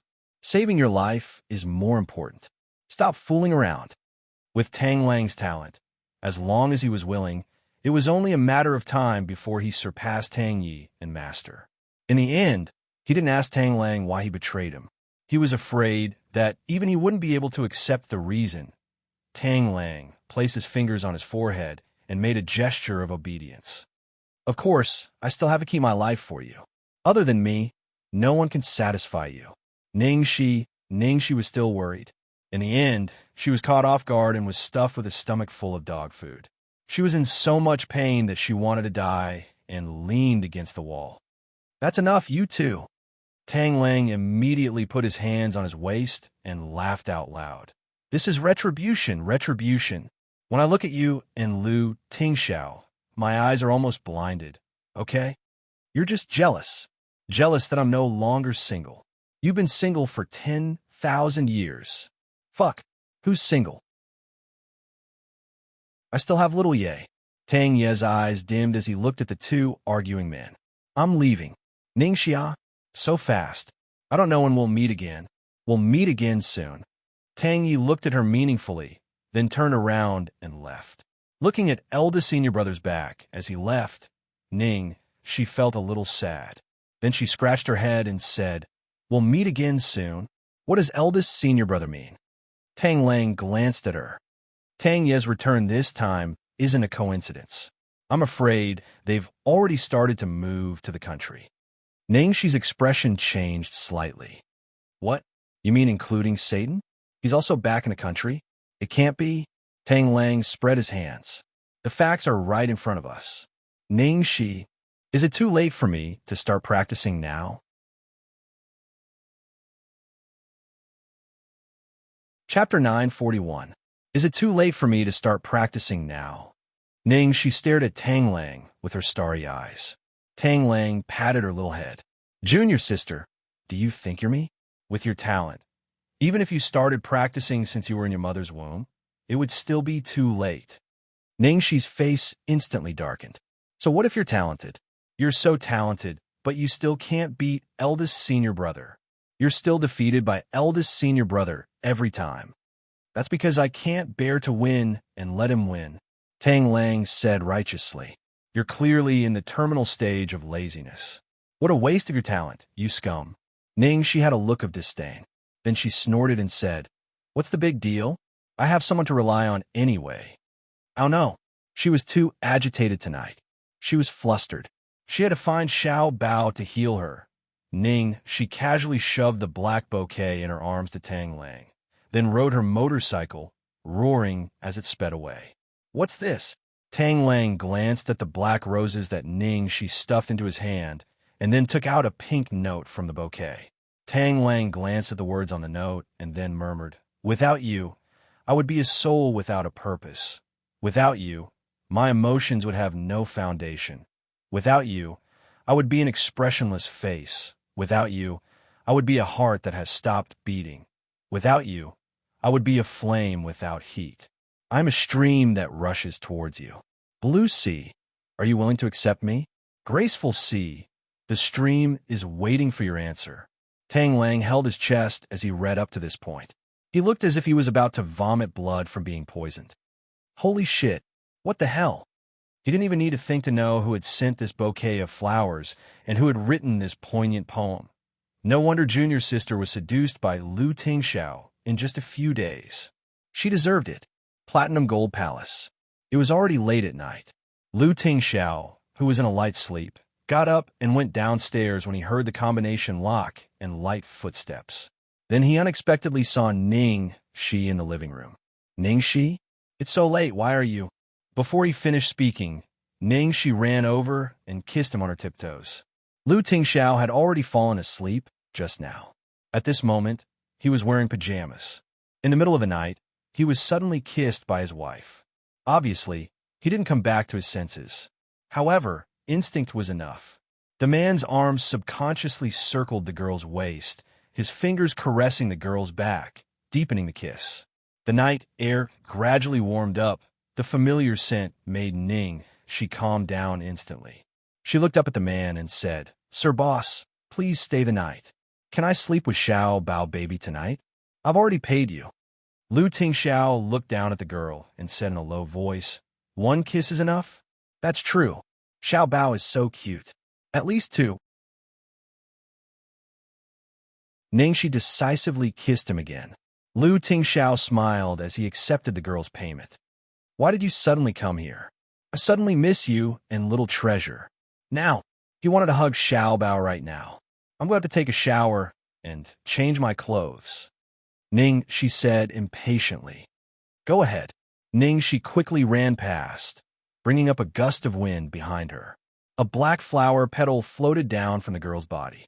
Lu Tingxiao caught the black rose petal with his fingers and his eyes darkened.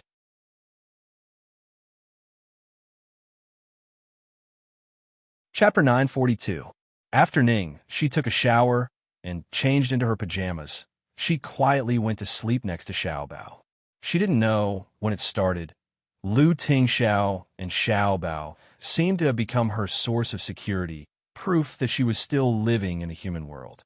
As long as she saw them, she would have courage, motivation, passion, and peace of mind. Lu Tingxiao sat down on the bed and tucked the mother and son in. Then he looked down at the girl. What happened? Ning, she sat up slightly and leaned into Lu Tingxiao's arms. She thought for a moment and decided not to hide it from him. She explained, Actually, I went to see someone tonight. I don't know if you still remember, but my senior apprentice brother, the man with glasses who took me away in Philadelphia last time. I remember. Lu Tingxiao nodded slightly, and a dark light flashed in his eyes. Well, it's him. He suddenly asked me to meet at the bar tonight. But don't worry, he didn't make things difficult for me. Last time, second senior apprentice brother beat him with a trick, So he fought with second senior apprentice brother and told him something about second senior apprentice brother leaving the sect. Anyway, senior apprentice brother doesn't mean us any harm, and he even secretly helped and reminded us. Ning, she explained.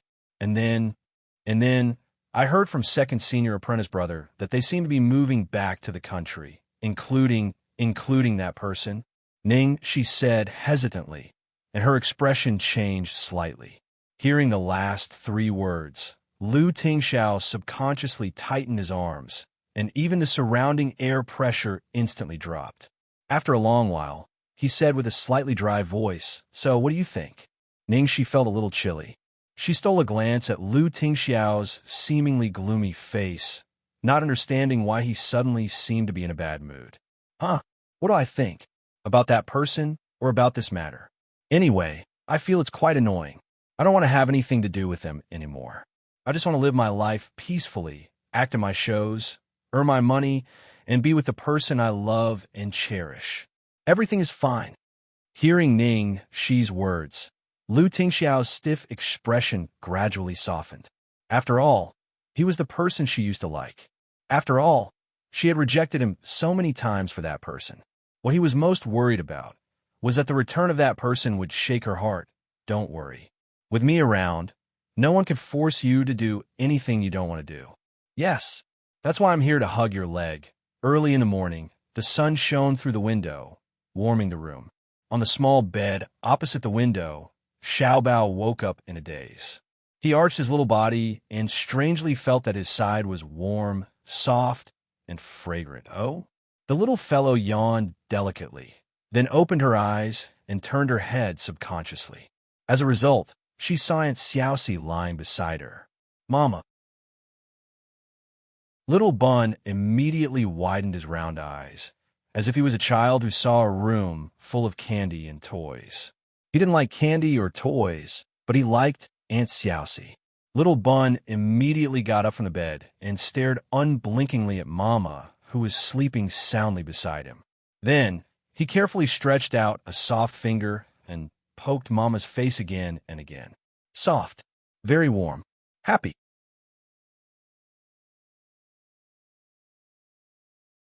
Chapter 943. At this time, footsteps came from the door. Lu Tingxiao leaned against the door and looked at his son with a smile. I came over last night. You were asleep at that time. The little bun puffed up his cheeks and complained. Why didn't Papa wake him up? Then he could stay with Mama for a while longer. Oh, huh. Baby, you're awake. Ning, she also woke up following her biological clock. Opening her eyes, Ning, she was in a good mood when she saw the soft little bun. She held the little bun in her arms and rolled on the bed. Oh, I don't want to get up. I don't want to go to work. I don't want to be separated from Xiaobao. Hugging the soft little bun on a winter morning was really too much. Xiaobao also hugged Xiaoxi's mama. He didn't want to go to school. He didn't want to be separated from Xiaoxi's mama. Looking at the two who were lazing in bed, Lu Tingxiao shook his head helplessly. Should I ask for leave for you? Ning, she blinked her eyes and poked her head out from under the quilt. Forget it. Lu Tingxiao, how can you do this? Shouldn't you be teaching us like a dignified head of the family, telling us to study hard and work hard? Xiaobao nodded in agreement. That's right. Lu Tingxiao. Well, it was his fault. After the little bun was fully charged, Ning, she was suddenly rejuvenated. She put all her unhappiness and worries behind her and devoted herself to work. Today, most of the scenes were with Xianxia. One of them was a fight scene, so they needed to rehearse in advance. So when other scenes were shot, the two practiced next to each other. Shin Mian hired a coach to teach them martial arts. Xianxia was in good spirits today, probably because he finally got to shoot a scene that he was definitely better at than Ningxi. As a result, half a day later, Ningxi was leaning on the recliner, drinking and enjoying the sunshine, surrounded by a group of girls and chatting, while Xianxia was still sweating and fighting with the coach. Looking at Xianxia's aggrieved look, Shin Mian patted him on the shoulder. Young man, I forgot to tell you that Ning, she used to be a stunt double. Xianxia, damn it, was this guy a monster? Was there nothing she wasn't good at? Qi Fong sneaked a glance at Ning, she, and ran over to pass a bottle of water to Xianxia. She clicked her tongue and said, Was this guy originally a man, but he reincarnated into the wrong body? That's crazy. Xianxia raised his head and drank more than half a bottle of water. His heart was incomparably sullen. It was fine if he really lost to a man, but losing to a woman was even more sullen. Okay? He was a man, but he was inferior to a woman. Qifeng knew that Xianxia, like him, had been unhappy with Ningxi for a long time. He rolled his eyes and muttered, "No matter what, she is still a woman. I don't believe she has no flaws. I must find a way to stop her from acting tough. Then I'll see how she can be so arrogant." What do you think girls are afraid of? What kind of things will make them lose control and scream or even cry? Xianxia glanced at Qifeng. He definitely wouldn't do this kind of thing, but since Qifeng was prepared to make a move, he was happy to see it happen. After all, he had endured enough. Xianxia said casually, "A snake?"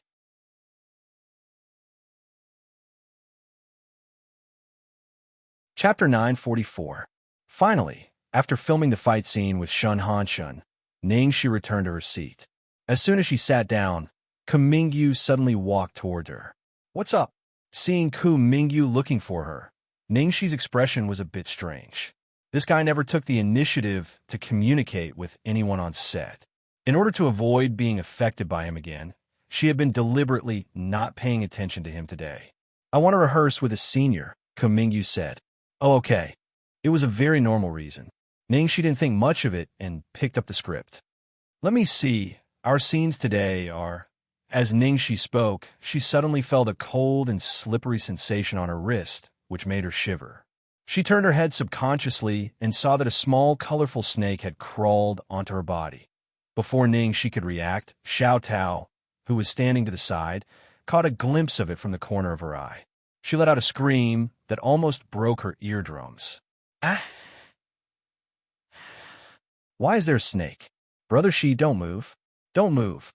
Ah, it's really a snake. It's disgusting. Is it poisonous? What should I do? Brother Shi, I'll go find someone to help you." Ji Yumeng was anxious, and the other girls almost fainted. She was about to speak when her wrist was suddenly empty. In the next second, the snake was already in Ku Mingyu's hand. Ku Mingyu's fingers were pinching the snake's weak spot, and he was about to pinch it to death with his bare hands. She suddenly shouted, Don't pinch it." Ku Mingyu looked over, puzzled. She glared at him and then reached out her hand. "Let go, give it to me. Give it to her. Hurry up. It's almost scared to death. Can't you see?" She sounded even more dissatisfied. "Can't see." Seeing Ningxi's resentful expression and the fact that it was a non-poisonous snake, Ku Mingyu obediently handed the snake over. Ningxi took the small green snake and stroked its smooth skin comfortingly. "This is a non-poisonous snake. It won't hurt people. And it's a vegetarian. It's so cute. How could you do this to it?" Ku Mingyu was speechless. He wanted to be the hero who saved the damsel in distress. Why did he get scolded by his wife? Qifeng and Xianxia. Weren't they supposed to scream and cry? Why didn't they follow the script? "Brother Shi, stop playing. Be careful, it might bite you." Xiao Tao was so scared that her body was trembling. "Don't worry, this snake is very obedient. Even if you bite it, it won't bite you. Do you want to touch it?" I think we woke him up from his hibernation. He's still a little confused. No, no, no, no. There's no need." Little Peach shook her head like a rattle drum. In order to show that she was different and to impress her idol, Ji Yumeng plucked up her courage and stepped forward. "Let me do it." After Ji Yumeng's introduction, the other girls saw that the snake was so docile in Ningxi's hands. After confirming that it really was a non-venomous snake, they all gathered around to listen to Ningxi's explanation of the difference between venomous and non-venomous snakes in Kopu. Qifeng bit the pillow in her arms, tears streaming down her face. "This guy isn't a woman or a man. He's a monster, a monster. Ow, I'm so angry. But what's wrong with Ku Mingyu? Why did he help that guy just now? Shouldn't we be on the same side? How could he help an outsider?"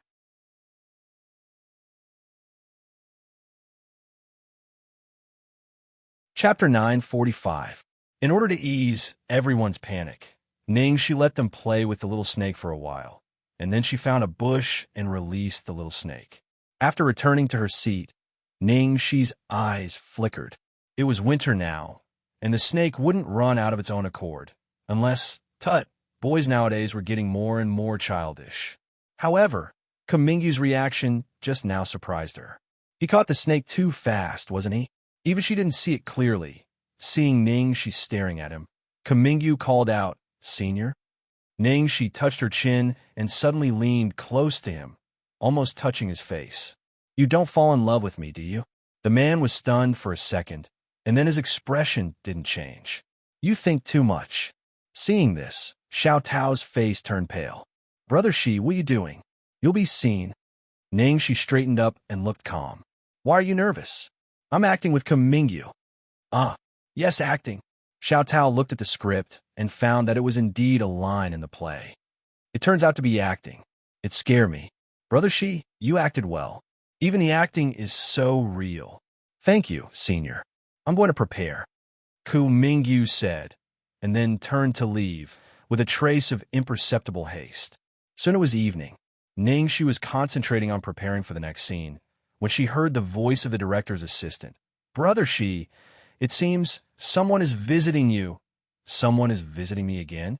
Zhuangke or Jiangmai. Ningxi raised her head subconsciously. The next second, when she saw a cute little thing following the assistant, she put down the script and stood up, saying excitedly, "Xiaobao." After seeing Mama, the little bun, who had been walking beside the assistant expressionlessly, immediately ran towards Ningxi with his short legs. "Brother Shi, is this child your relative? A girl brought him here just now and told me that he came to see you," the assistant said, while looking at the little guy with starry eyes. It was the first time that she had seen such a beautiful child. A girl? It must be the little maid of the Liu family. It was impossible for Wanwan to send Xiaobao over on her own, so it could only be Liu Tingxiao's orders. Liu Tingxiao probably saw that she was in a bad mood last night, and specially asked someone to send Xiaobao over. As Ningxi thought about it, she happily picked up the little bun. After thinking for a while, she explained, "He's my best friend child, my godson." She thought about it, and decided that this identity was the most convenient and would not cause any misunderstandings. Fortunately, the crew members were relatively simple, and no one would recognize Xiaobao. Even if Xiaobao came to visit, it would not be a big deal. The carefree and uninhibited man was carrying a white and soft little bun in his arms. His expression was gentle like water, and the little bun was hugging the man's neck, full of love and attachment. This scene was simply as warm and beautiful as a painting. The assistant was stunned. "This child seems to be very close to you." "Yes, his parents are busy, and he likes to stick to me. I won't cause trouble for everyone, right? He's very obedient and won't run around." Ningxi apologized. No. Besides, we only have one scene left." "It's no trouble," the assistant hurriedly said. "Hey, Ningxi, where did you kidnap this little boy?" Shen Mian came over from the side and looked at the little bun in Ningxi's arms with a surprised expression.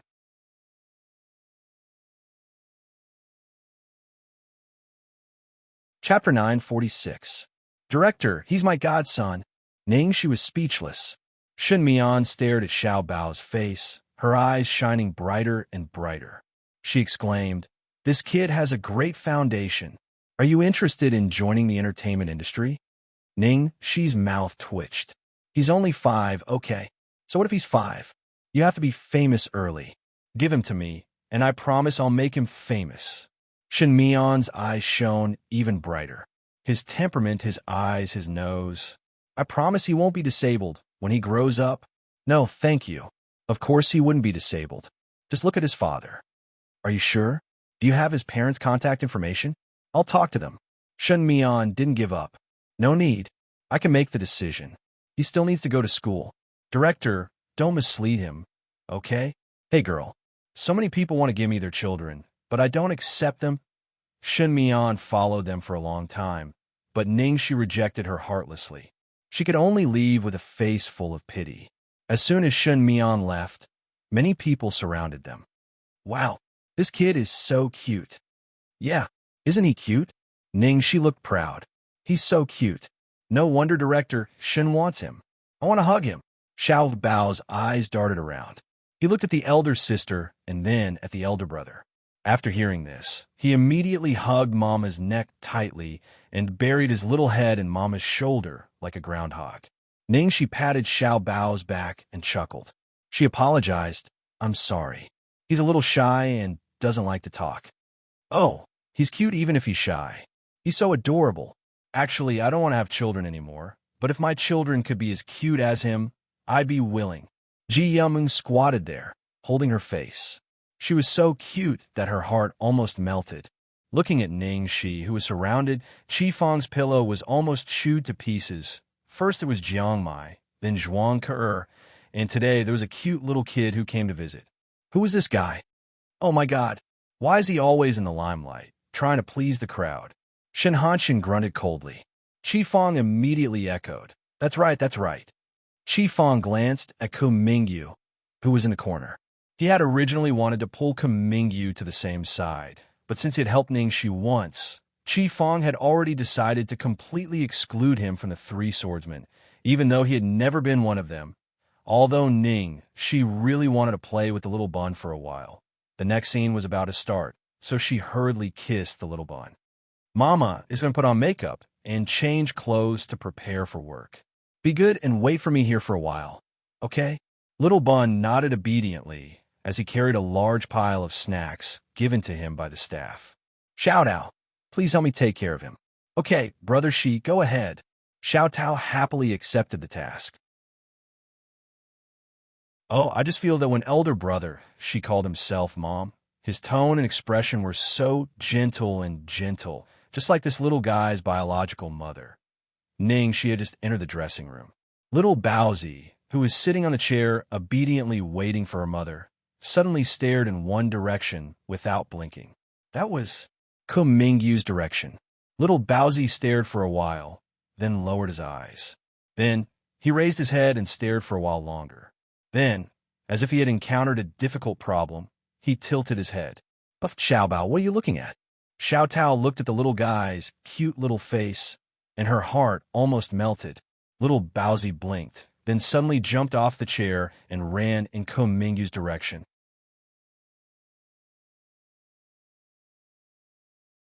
Chapter 9:47. Xiao Bao ran to stand in front of Kumingyu and continued to stare at him without blinking. Kumingyu, very soon, just standing there and watching was no longer enough for him. Xiao Bao began to circle around Kumingyu, looking at him again and again. His expression was as if he was doing some important scientific research. Xiao Tao was confused and didn't know whether to laugh or cry. She coughed lightly and said to Kumingyu, I'm sorry, Mr. Ku. This child may like you and want to play with you. Kumingyu stretched out his long arm and helped Xiao Bao, who was almost tripping over a small stone. He looked like he was about to collapse. It's okay. Not far away, Qifeng was speechless. Indeed, birds of a feather flocked together. Is this child's aesthetic as abnormal as that guy's? There are so many handsome men and beautiful women out there, but he just had to play with Kumingyu. Xianxia only looked up and glanced at him, then continued to read his script uninterestedly. Qifeng complained for a while, flipped through the script in boredom, and then muttered, The next scene is between Ningxi and Kumingyu. Oh, Ningxi is dressed in women's clothes. It's been 2 days since she joined the crew, but I haven't seen Ningxi dressed in women's clothes. Tisk, it's hard to imagine. Xiao Tao, can you do me a favor? Give me Ningxi's bag. Yichio's voice came from the dressing room. Xiao Tao hurriedly replied, Okay, right away. Mr. Ku, can you please take a look at this child? I'll be right back. Seeing that Xiao Bao and Kumingyu were having a good time, Xiao Tao asked Kumingyu. Okay. After Xiao Tao left, Xiao Bao was still wandering around Kumingyu. Kumingyu glanced in the direction of the dressing room. She should be done with her makeup soon. If she saw Xiao Bao circling him like this, don't circle around me. Kumingyu touched his forehead and finally couldn't help saying. When Little Treasure heard this, he blinked a few times and then stopped in front of Kumingyu. However, the pair of crystal clear eyes never left his body. It was simply like a curious kitten staring at him. She even tentatively reached out her little hand towards his face. In this aspect, this child was surprisingly similar to Ning Shi. Even his reaction was exactly the same. Kumingyu's expression seemed to crack. He lowered his voice and said, "Go find your mother." Fortunately, at this time, Ning Shi came out of the dressing room with her makeup and clothes done. Xiao Bao immediately ran towards her. Kumingyu breathed a sigh of relief. Then, looking at the door of the dressing room, his eyes suddenly darkened. At this moment, Ning Shi was wearing a pink one-collared floral dress, revealing her beautiful collarbone, as well as the faintly discernible curve below. Her waterfall-like long black hair formed a soft and beautiful arc around her slender waist. Her beautiful eyes seemed to contain the stars in the sky. Her eyes were so beautiful that they seemed to be out of this world. Before, her skin color might have been deliberately darkened by the makeup artist. At this moment, after revealing her original skin color, it was dazzling white. She looked like she was sparkling as she walked. Oh my God, is this our brother Shi? Sister Yichio, did you learn some magical skill? You can transform into a living person.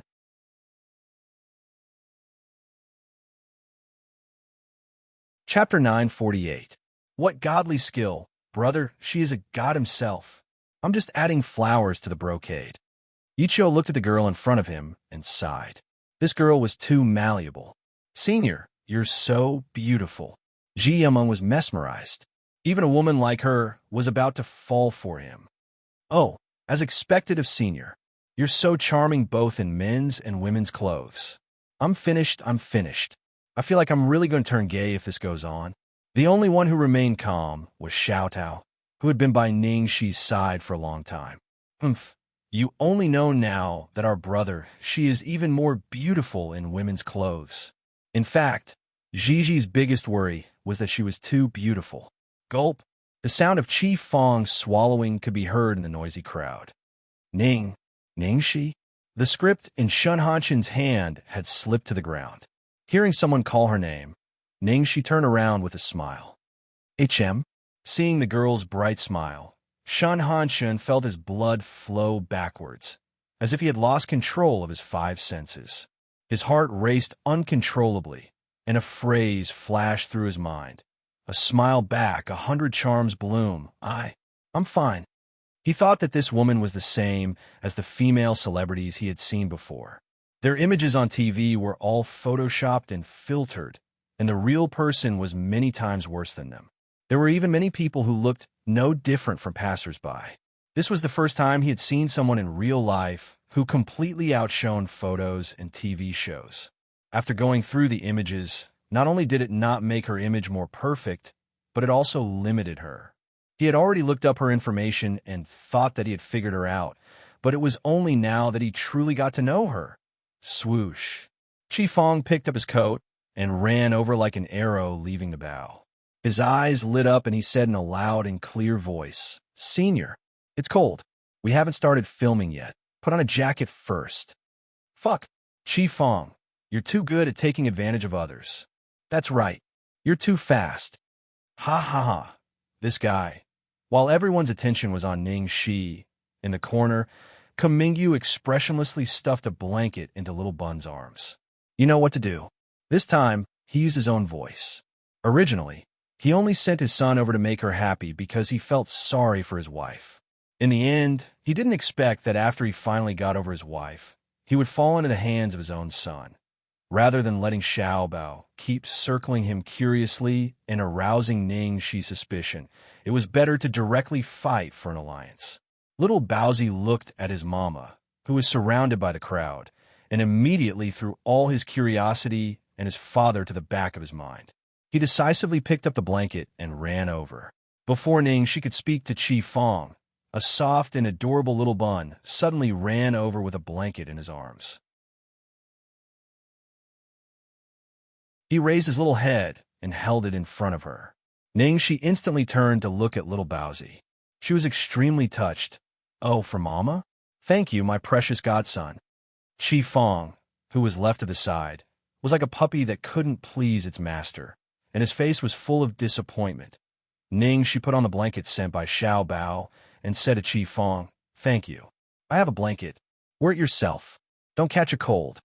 Qi Fong was instantly filled with warmth. "Thank you for your concern, senior."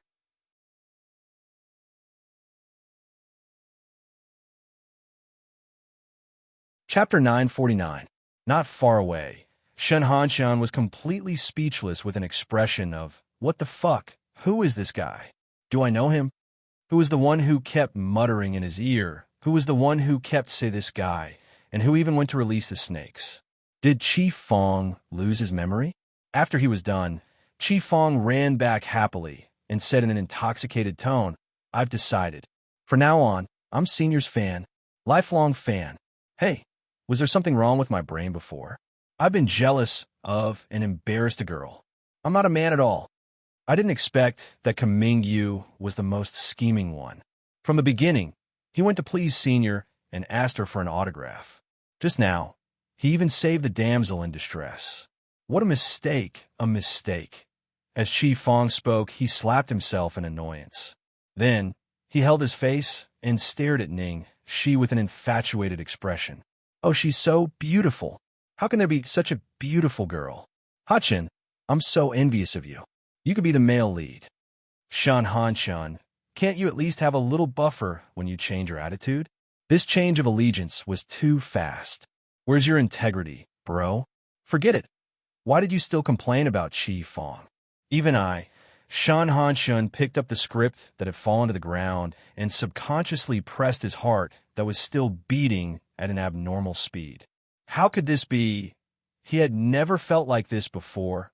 He thought highly of himself and looked down on any woman in the entertainment circle. How could it be now? Not bad, not bad.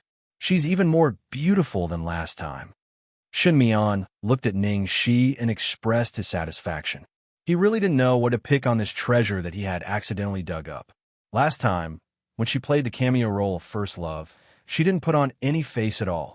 At that time, she was already stunning.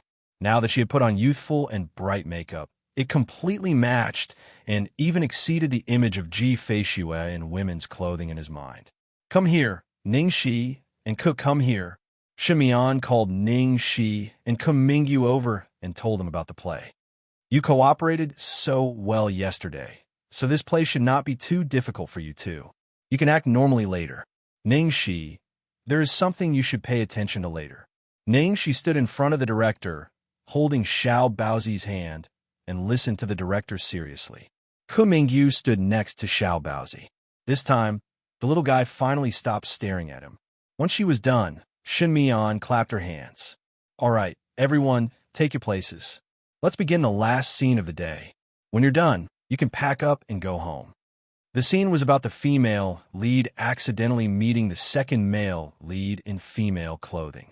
The acting skills of the two actors were up to standard, and they passed the scene very quickly. The staff all revealed happy expressions. After all, it was so easy to meet such reliable actors. After work, at a fork in the road, the man was walking in a hurry.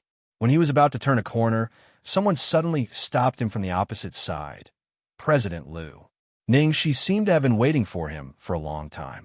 She took a step forward and directly stood in front of the man. Then she said those 4 words. "Senior." Kumingyu was startled and looked surprised. Ning Shi immediately flared up. "Nonsense. Liu Tingxiao, you're still pretending. Xiao Baozi just circled around you 23 times. Do you think I'm blind?" Kumingyu, he had been hoping for a fluke, but in the end he was still seen. Sigh. It was really a trap, but Liu Tingxiao felt that he might still be able to save himself. "I don't know what you mean, senior. You seem to think I'm someone else?" The man's face was 30% surprised and 70% puzzled, completely behaving like a stranger. Ning Shi frowned slightly. "You are really not Liu Tingxiao?" Kumingyu said no. Ning Shi nodded. "Oh no. All right then. In that case, I'll change the way I ask." As soon as she finished speaking, Kumingyu's eyebrows twitched. For some reason, he had a bad feeling. However, after a short pause, Ning Shi looked at him leisurely and continued to ask, "Sir, Are you really not my husband?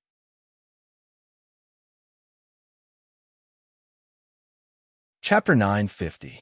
Ku Mingyu. Lu Tingxiao had never expected Ning Shi to be so ruthless. How could he say no to this question? Seeing the man pursing his lips and standing there for a long time without saying a word, Ning Shi shrugged and turned to leave. She waved her hand and said, "All right, it seems that I was wrong. How could you be my darling?" The next second, Ning Shi's wrist was suddenly tightened and a strong force pulled her into a warm embrace. Her body was locked tightly by a pair of arms, and the man's low, hoarse voice that sounded like a cello came into her ears. That voice was repressed and helpless, and it was almost as if he had gritted his teeth and said, "I am." With that said, he bent down and kissed the girl's lips hard. In the dim alley, the girl was pinned against the wall behind her by the waist, and she was kissing her forcefully. The cool evening air seemed to be on fire at this moment. "It hurts." Ning Shi felt that her tongue was going numb and her lips were stinging. She couldn't help but complain softly. The man kissed her even more passionately. His tone was extremely helpless and doting, as if he wanted to rub the person in his arms into his bones. He gritted his teeth and said, "Little rascal." Not to be outdone, Ning Shi bit the man's thin lips and said, "You're the rascal. If it wasn't for the little treasure card looking for its daddy, how long were you going to hide it from me?" The little treasure card looking for its daddy. Okay, that was a good description, Lu Tingxiao said always. If she hadn't found out, he was actually going to hide it from her. Ning Shi was about to explode when she heard that. "Then why did you admit it just now? You could have denied it to the end. I don't have any solid evidence to expose you anyway." Lu Tingxiao sighed softly. "You know very well that even if the sky falls, I can't deny it." "Humph." Ning Shi snorted smugly, looking as if she was relying on the fact that he didn't dare to deny it. Lu Tingxiao loved this side of her the most. His eyes deepened, and he was about to kiss her again. "Ning," she pushed him away impatiently. "I'm talking business with you. I'm asking you because there are dangerous scenes in this movie. Are you worried?" She recalled that Lu Tingxiao had already asked Xianxia to protect her. In the end, she almost got into danger in Philadelphia. Based on Lu Tingxiao's personality, he wouldn't trust anyone else, let alone Xianxia. Was that why he didn't hesitate to come personally? As far as she knew, this kind of ultra-precise human skin mask was not only extremely difficult to make, but it was also very harmful to the skin and the human body. People would feel very uncomfortable wearing it for more than 10 minutes, not to mention wearing it for such a long time. Thinking of this, Ning Shi's heart softened. That is part of the reason. Lu Tingxiao didn't deny it. Then he looked at her and continued, "The other reason is because of my selfishness. Both of us are very busy with our work, and our relationship can't be made public, so the time we can spend together is too little. I missed you so much. I'm sorry." The last anger in Ning Shi's heart also disappeared. "Also, by experiencing this personally, I can get to know you better and have more common topics with you. That way, you might not think that I'm too boring." "How could that be? You're not boring at all. I love Boss the most. I love you the most." Ning Shi's dissatisfaction had completely turned into heartache and gratitude. She hugged the man's neck and took the initiative to kiss him to comfort him.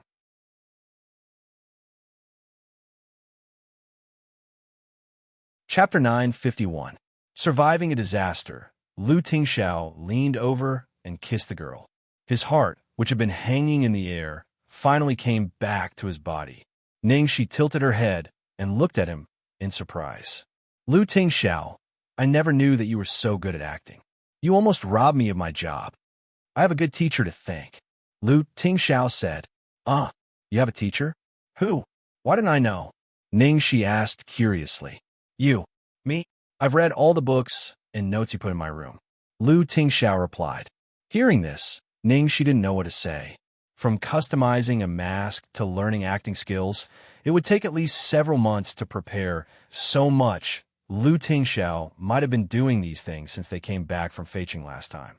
She was fully aware of how busy he usually was, and the cases he handled were all big cases worth hundreds of millions. but he still had so much time to do such insignificant things, just to be able to spend more time with her, but he was afraid that she would be angry, so he painstakingly hid it from her. Her profession was generally disapproved by the so-called aristocratic circle, but he was willing to accompany her, understand her, and protect her. No, no one has ever been so nice to me. She hugged the man in front of her. Oh, I'm so touched that I want to marry you immediately. What should I do? Now the Civil Affairs Bureau is off duty, but I can call them to come back or ask them to come home with equipment.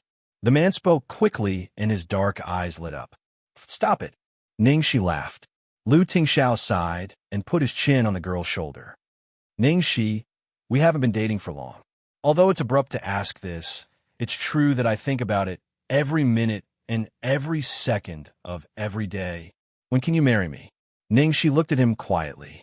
Her eyes seemed to be filled with light that broke through the darkness before dawn. She said solemnly, when I can stand shoulder to shoulder with you. In the car, Shi was driving in the front. Lu Tingxiao and Xiao Bao were sitting in the back seat. The disguise on Lu Tingxiao's face had not been removed yet. He was still in the image of Kung Mingyu. The little fellow stared at him for a long time.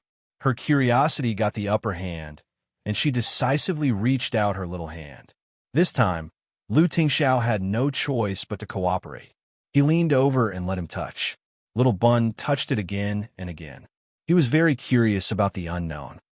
She looked at the father and son in the rearview mirror and clicked her tongue. Lu Tingxiao, do you think Xiao Bao has a special ability? No matter what we do, he can still recognize us. Lu Tingxiao pondered for a moment and was not surprised. He had already discovered that his son had such an ability before. Some people had their own unique way of observing that was different from ordinary people. They could discover things that ordinary people couldn't. It's hard to explain. It's probably similar to a dog's sense of smell. It's an observation method that can see through the essence. Damn, how can you compare our son to a dog? Oh, right. There's another question that I wanted to ask. Why don't you get a more handsome face?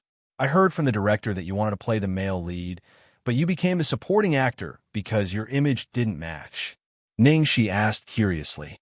Lu Tingxiao said, because I'm handsome enough. Shi.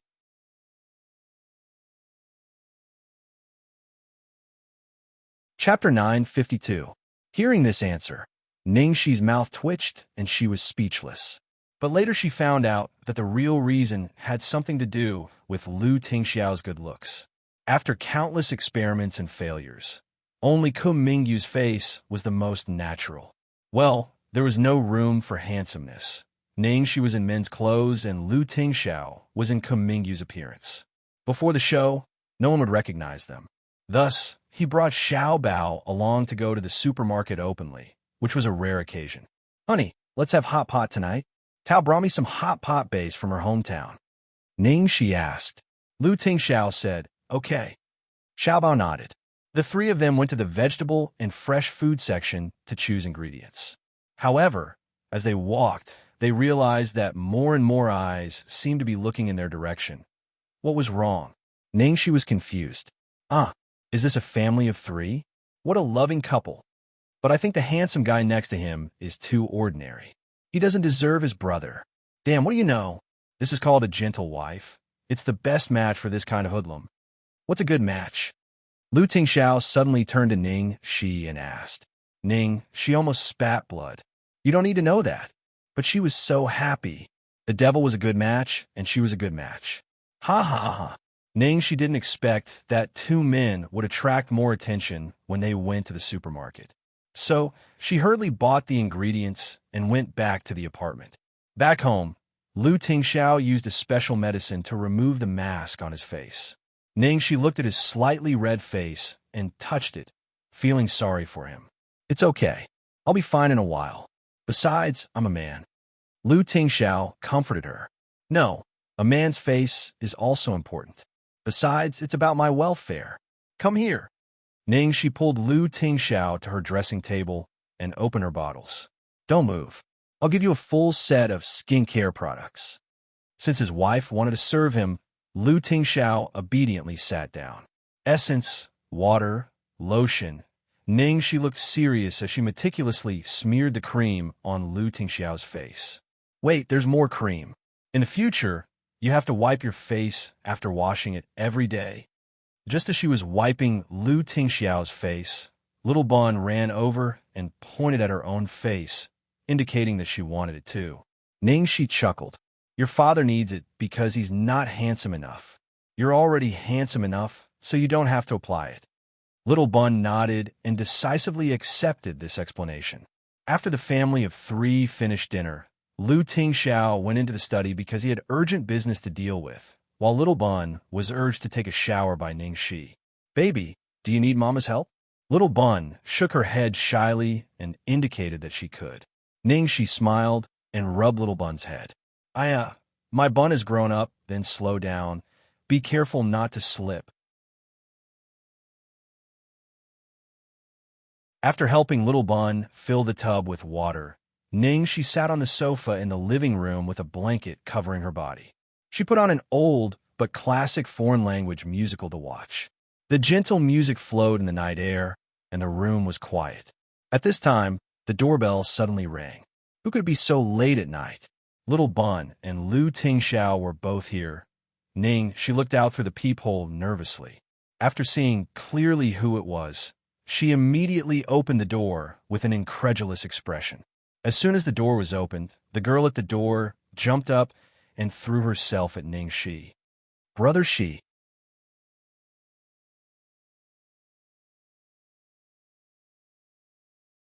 Chapter 953. The girl threw herself into Xia's arms and began to cry. Soon, the shoulder of Xi's pajamas was wet from crying. She had mixed feelings. She patted the girl on the shoulder. Okay, don't cry. Come in first. She welcomed the girl in, changed her slippers, and led her to the sofa. After settling her down, she hurriedly poured her a cup of hot tea. The girl had long, straight, black hair and long eyelashes like butterfly wings. She wore a hooded windbreaker cloak with a circle of white fluff on the brim of the hood, which made her palm-sized face look even more delicate and fair. She sat there like a delicate porcelain doll. At this moment, the girl was sitting on the sofa with her head down. She looked at Xi while crying, like a puppy that had been abandoned by its owner and finally found home. Have some tea. She handed the teacup to the girl and looked solemn. Even Annie was here. It seemed that second senior brother's information was correct. That guy had really started to develop in China. Thank you, Brother Shi.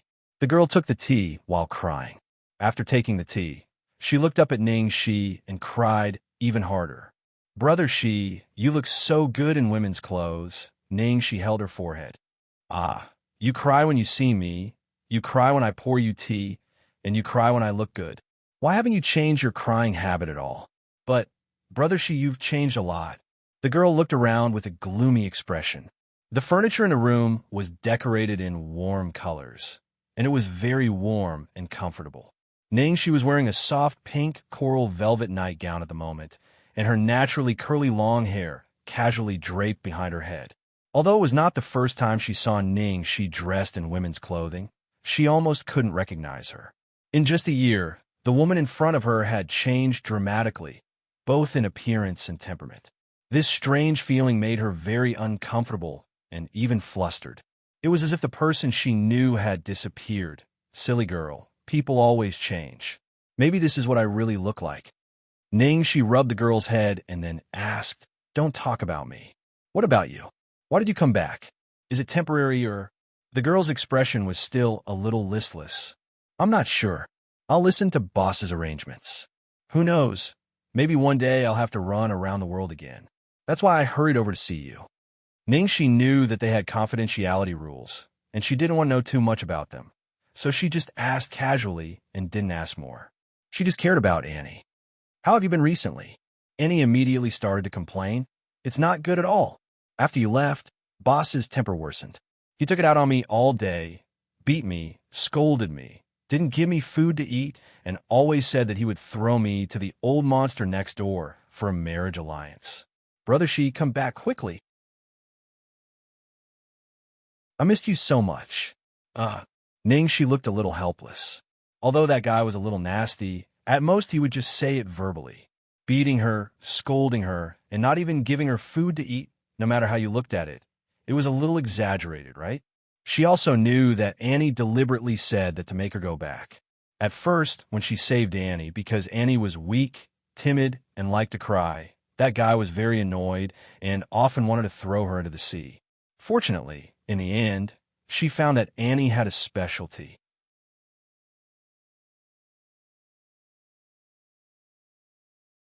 Chapter 9:54. You can't judge a book by its cover. This timid crybaby who loved all furry, cute, and adorable things was a master of her family's inherited medical skills. After knowing this, that fellow finally agreed to let Annie stay. He would never let useless people stay with him, not to mention people who would drag him down. Your ability determined your position in the organization and the benefits you could get. As the team's nanny, Annie was treated well. That was why she could leave. Annie, I'm sorry. I don't know if eldest senior brother told you about my situation, but I can't go back now. Although she didn't have the heart to say this, it was better to get the pain over with. Annie put down the teacup and grasped Xi's hand. Why? Is it because of that man? Could it be that what Brother Yi said was true?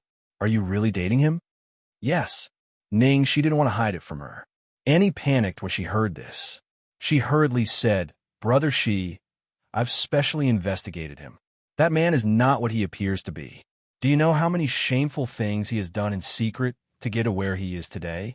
Maybe you think Boss is scary, but he's even scarier than Satan, if you know his true colors. She sighed and interrupted Annie. Everyone who has reached the top has been killed. Annie, I'm not a saint. It's enough as long as he treats me well. The Lu group was huge and had businesses all over the world. How could it be completely clean and untainted? What's more, Lu Tingxiao could even accept her past in China. How could she hold a grudge against him because of such a thing? Hearing Xi's answer, Annie was anxious. She held her hand tightly. Brother Xi, you've been bewitched by him. That guy has ulterior motives for you. Xi chuckled. Annie, I don't have anything on me that he can covet. Annie said, Of course not. You're beautiful. I'm the one who covets his beauty, right? Xi laughed. That's true. Bah, no. Brother Xi, you're so annoying. I was almost fooled by you. Annie stomped her feet and complained. From the information she found, the only thing she recognized was that the man was indeed good-looking. No wonder, brother, she was attracted to him. Annie looked like she was racking her brains. She scratched her head and continued to persuade her. If you like his face, I can help you find someone better looking than him. Actually, to be honest, as long as our boss isn't eccentric and crazy, he's also very handsome when he's normal. No, it's very handsome. She raised her eyebrows. Has he ever been normal? No. Annie cried even harder. Sigh. Poor child. She patted her on the back and took a tissue to wipe her tears. Well, don't worry about me. I know what I'm doing. After sobbing for a long time, Annie seemed to have thought of something. Suddenly, her eyes lit up and she hurriedly said, Yes, that's right. I got it. Brother Xi. That man's child was already 5 years old. He had a son, a 5-year-old son. I know. Do you know you're still? That child is quite cute.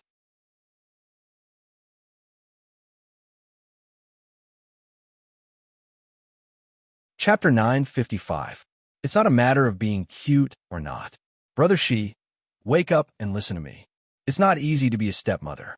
There are countless bloody examples in front of you. Brother Xi, let me tell you, I know a beautiful sister who was young and beautiful before she got married. Ever since she married a man with a child and became a stepmother, in just a few months, she worked so hard that I couldn't recognize her anymore. Another beautiful sister also told me that after she got married, nothing she did was wrong. No matter how kind she was, she would be treated as a donkey's liver and lungs. That child was especially bad.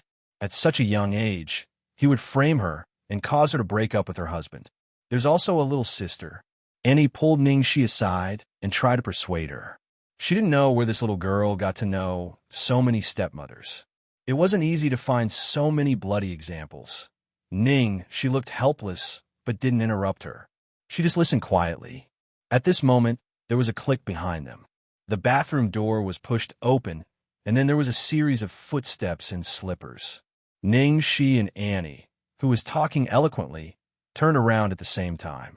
Then they saw a little bun, who had just taken a shower and changed into plush cartoon pajamas, with rosy cheeks, walking out. Ah, kawaii. In the next second, Annie's scream almost broke through the roof. Then, the little girl rushed to Xiao Bao like a rocket at lightning speed and hugged the little fellow tightly in her arms. Oh my God, oh my God. So cute, so cute. How can he be so cute? Brother Shi, why do you have such a cute child at home? Ah, so cute. I've never seen such a cute little thing. He's even cuter than a furry animal.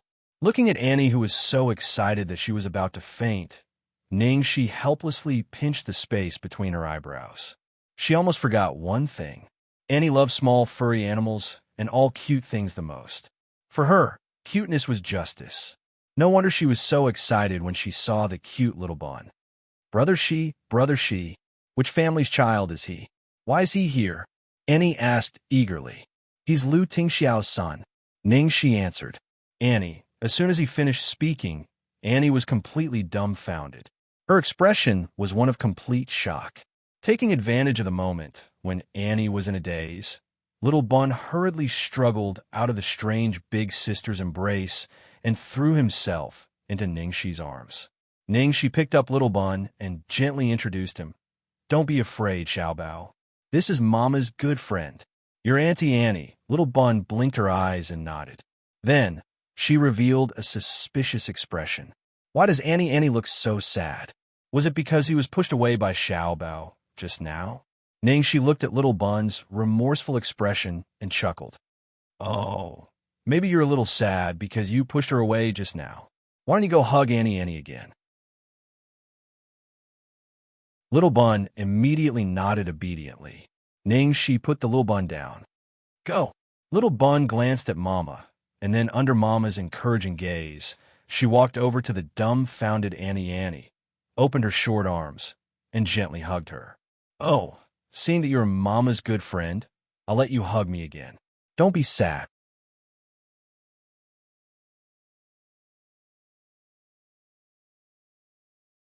Chapter 956.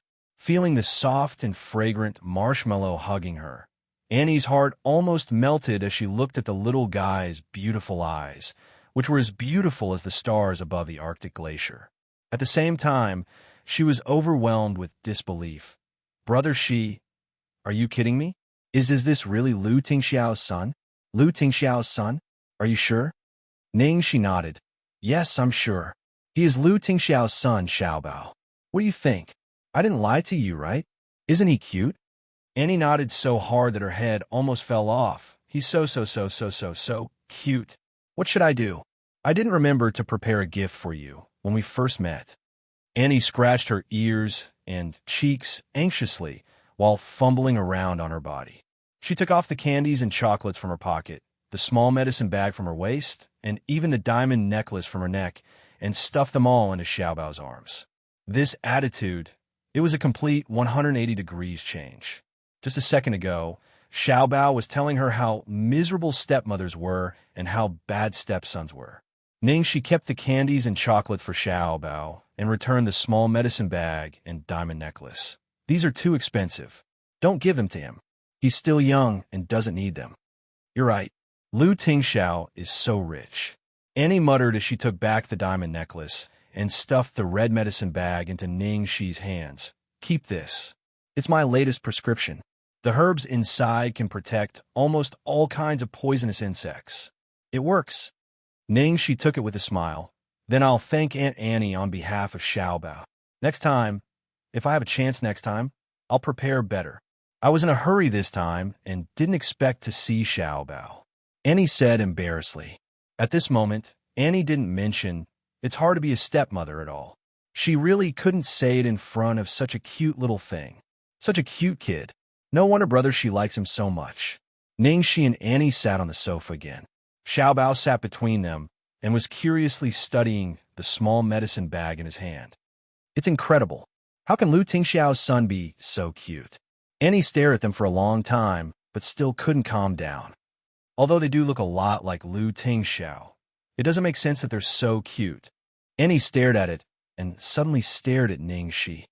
Brother Shi, don't tell me you and Lu Tingxiao had this child? The corners of Ning Shi's mouth twitched. Honey, you're too imaginative. Hmm? Papa and Mama gave birth to it? When little steamed Bun, who was studying the medicinal pouch, heard this, she immediately revealed a bright and beautiful smile. That's true. Annie pursed her lips. After accidentally seeing little Bun smile, she was stunned and muttered suspiciously, but if you look closely, you really do look a little alike.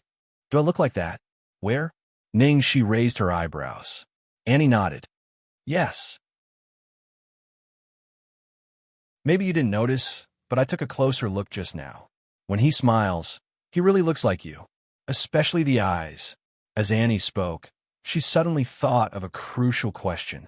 Who is the mother of this child? Ning Shi shrugged. I don't know, because even Lu Tingxiao doesn't know.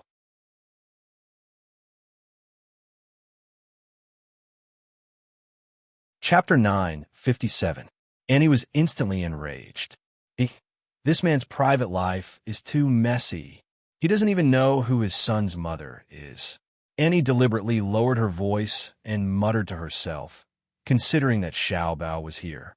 Ningxi knew what she wanted to say and said indifferently, "It's not what you think. In this matter, he's actually a victim too." However, Annie didn't think much of it. She felt that she must have been tricked by him. What a pity. How could such a cute little baby have such a scary father? She really couldn't imagine what kind of abyss of suffering the little baby and brother she would be living under Lu Tingxiao's cruel rule. She looked at Annie's anxious expression and helplessly held her forehead and sighed. What was this girl thinking about again? She wondered if that guy had instilled some nonsense into her. Otherwise, why would Annie always have a worried expression as if she was being abused? As the two of them chatted, the door to the study behind them opened, and Lu Tingxiao walked out. She turned her head when she heard the sound. Lu Tingxiao, are you done with your work? Did I wake you up? Who? Who? Lu Tingxiao. Annie immediately looked in the direction of the study and saw a tall man wearing the same blue pajamas as She's standing at the door of the study. The man wore a pair of glasses on his face and held a coffee cup in his hand. He looked very relaxed, gentle, and at home. However, the way he stood at the door made it seem like he was filming a fashion blockbuster. Most importantly, the man did not have the slightest bit of cruelty and hostility that the rumors said. He was like the most ordinary husband who came home after work. He wasn't a monster, but an ordinary man, except that he was a little too handsome. This is... Lu Tingxiao looked at Annie on the sofa. She walked over and held Lu Tingxiao's arm. She pulled him over and introduced him. This is a good friend I met when I was in China, Annie. Annie, this is my boyfriend, Lu Tingxiao. Hello. Lu Tingxiao nodded slightly. Although he wasn't very enthusiastic, he was still very polite. Hi. Hello. In Annie's mind, Lu Tingxiao had always been a ruthless tyrant, or even a monster. So, she couldn't associate the human in front of her with Lu Tingxiao. Lu Tingxiao looked at his sleepy son and walked over to pick him up. Xiao Bao seemed sleepy. I'll take him to bed. You guys talk. Knowing that the sisters hadn't seen each other for a long time and had a lot to talk about, Lu Tingxiao considerately gave them some personal space. Little Bun seemed a little unhappy. She put her head on Lu Tingxiao's shoulder and reached out to Ningxi. She didn't want to sleep. Lu Tingxiao rubbed his son's head. It's late, don't be stubborn. Your mother and Annie haven't seen each other in a long time. They need to talk. Little Steam Bun could only nod as she listened. She yawned delicately and then lay on her papa's shoulder. Your mother and Auntie Annie, such a natural sentence. Also, he treated his son so gently and lovingly. Annie was dumbfounded. This was completely different from the Lu Tingxiao that she knew. What exactly went wrong?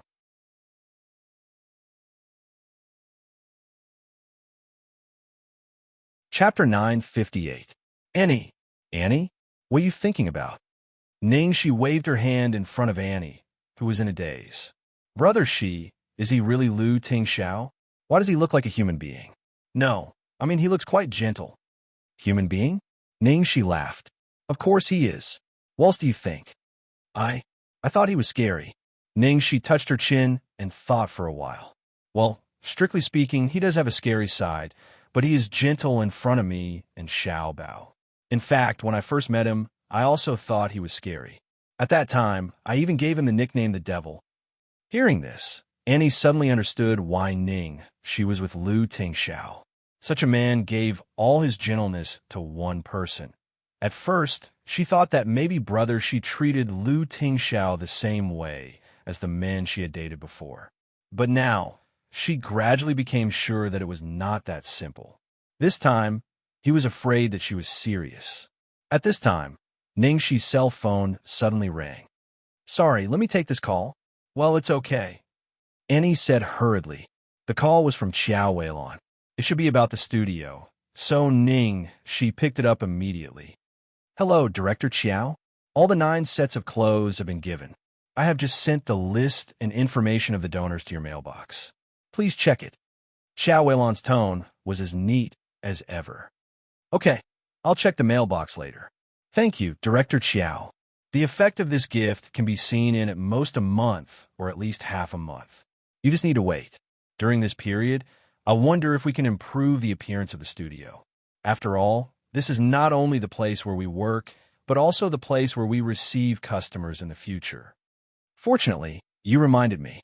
I'll tell Momo to leave the design style to Xianxia. Don't worry about the funds. I'll handle it. When Xianxia was on the phone, Annie quietly watched from the side. In addition to Brother Shi at home, she unexpectedly saw another side of Brother Shi at work. Every one of them was something she could never have imagined. Although the Tang she knew was carefree and unrestrained, she was always lonely, as if she didn't care about anything, even her own life. But now, she saw something shining in her. Xianxia had just finished the call when Lu Tingxiao came out of the room after putting Xiao Bao to sleep. He was holding a brown stuffed bear in his hand. Is Xiao Bao asleep? Xianxia hung up the phone and asked. Yes. Lu Tingxiao nodded and walked over to Annie. He handed the little bear to her. Miss Annie, this is little Bao's gift to you. Ah, there was even a gift in return. It's so cute. Annie was overwhelmed by the favor. She took it and hugged it in her arms. Thank you. Please thank Xiao Bao for me. At this moment, her view of Lu Tingxiao had almost completely changed. The person who could raise such a cute and sensible baby must be a very good person. Does Miss Annie have any research on medicinal herbs? Lu Tingxiao suddenly asked. How did you know? Annie was a little surprised. I saw the medicine bag you gave Xiao Bao, Lu Tingxiao said.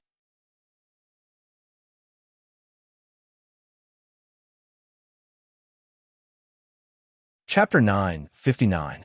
Ah, that. I did a little research. Annie said. Xianxia smiled and said, Annie, you're too modest. Lu Tingxiao, don't be fooled by Annie's adorable appearance. She's very good at medicine and is very talented. Annie was a little embarrassed and hurriedly said, Not as good as you. Brother Shi. Lu Tingxiao muttered to himself for a moment before taking out a yellowed, thread-bound book from a drawer. I happened to obtain an ancient medical book a few days ago. If Miss Annie doesn't mind, I'll give it to you as a meeting gift. Thank you for taking care of Xiaoxia when you were abroad. No, thank you. I didn't take care of Brother Shi. She's been taking care of me. And this medical book is too expensive. Annie could tell at a glance that the medical book was very expensive, and it was the only copy, which was priceless. She put the book in Annie's hand. Just take it. It's useless to us anyway. Besides, who said you didn't take care of me? You were the one who took care of me when I was injured several times. Well, okay, I'll take the book. Thank you. Annie was silent. She didn't think it was necessary for her to stay here anymore. She took a deep breath and smiled. Brother Shi, I'm so happy to see you today. It's late. I'll leave you alone. So soon. I'll be in China for the time being. We'll have a chance to see each other in the future, As long as you don't mind me, Ning Shi and Lu Tingxiao walked Annie downstairs. Lu Tingxiao was waiting downstairs, and Ning Shi walked Annie to the car. Drive safe. Well, I drive like a snail. It's impossible for me to drive fast, Annie said with a smile. The night was quiet and the moonlight was cool. Annie clenched her fists, loosened them, and clenched them again. After a while, she looked up at the person in front of her and said in a trembling voice, "Brother Shi, you really can't come back, right?" Ning Shi sighed and hugged her. "Annie, everyone has their own life.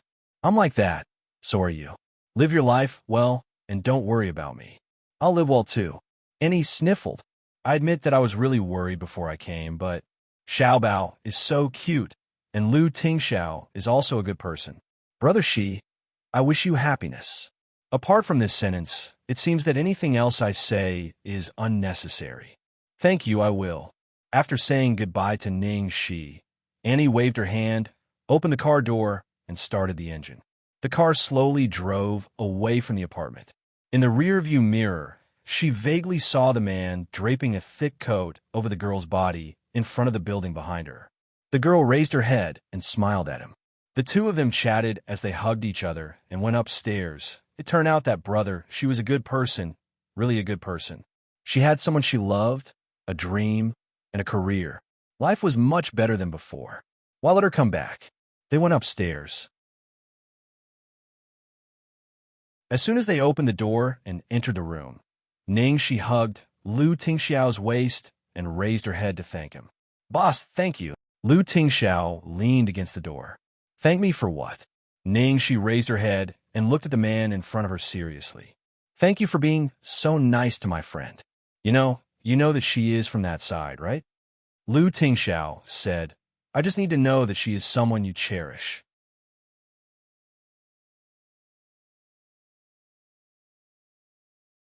Chapter 960.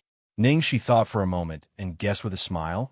"This time, Annie is probably here to persuade you, but she's obviously been convinced by you and Xiaobao." Lu Tingxiao subconsciously hugged the girl tighter, a trace of undetectable coldness flashing his eyes. "I won't let you leave me, no matter who comes.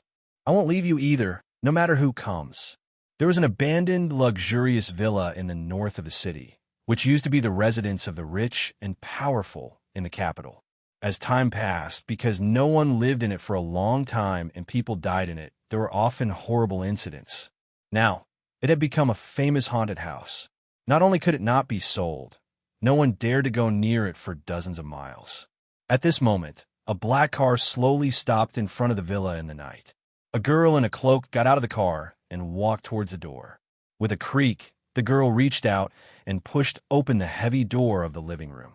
In the large European-style hall of the Middle Ages, the walls were hung with simple oil paintings, the windows were colored retro glass windows, the wooden spiral staircase, and the fireplace in the hall was burning with charcoal, emitting heat and light.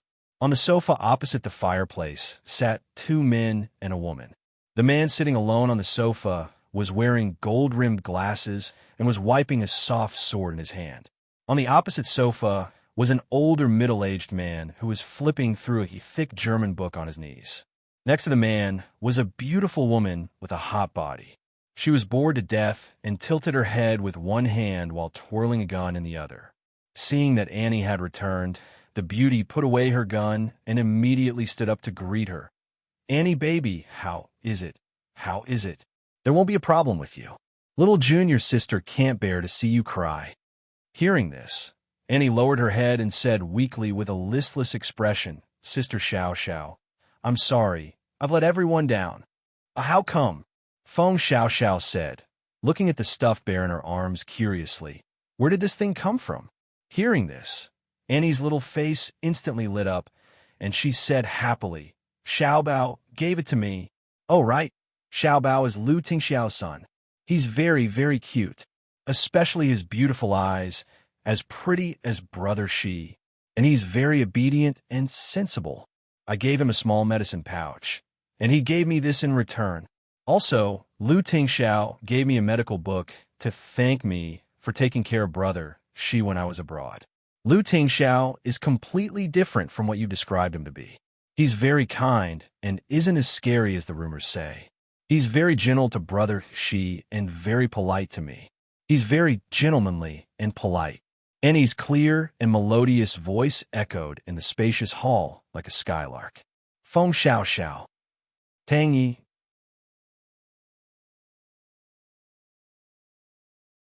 Feng Jin. Seeing the three of them staring at her at the same time, Annie was a little confused. She said timidly, why is everyone looking at me? Did I say something wrong? Tang Yi adjusted his glasses and remained silent. Feng Jin continued to flip through the book as if nothing had happened. Feng Xiao Xiao rubbed her forehead and wailed on the verge of breaking down. Haven't you realized that you've been instigated to betray us, my darling? You were the one who was supposed to pull him back. Why did you change sides? He had suffered a double loss. It's a huge loss, a huge loss. Lu Tingxiao really isn't easy to deal with. Now that there's a little one, the damage is doubled.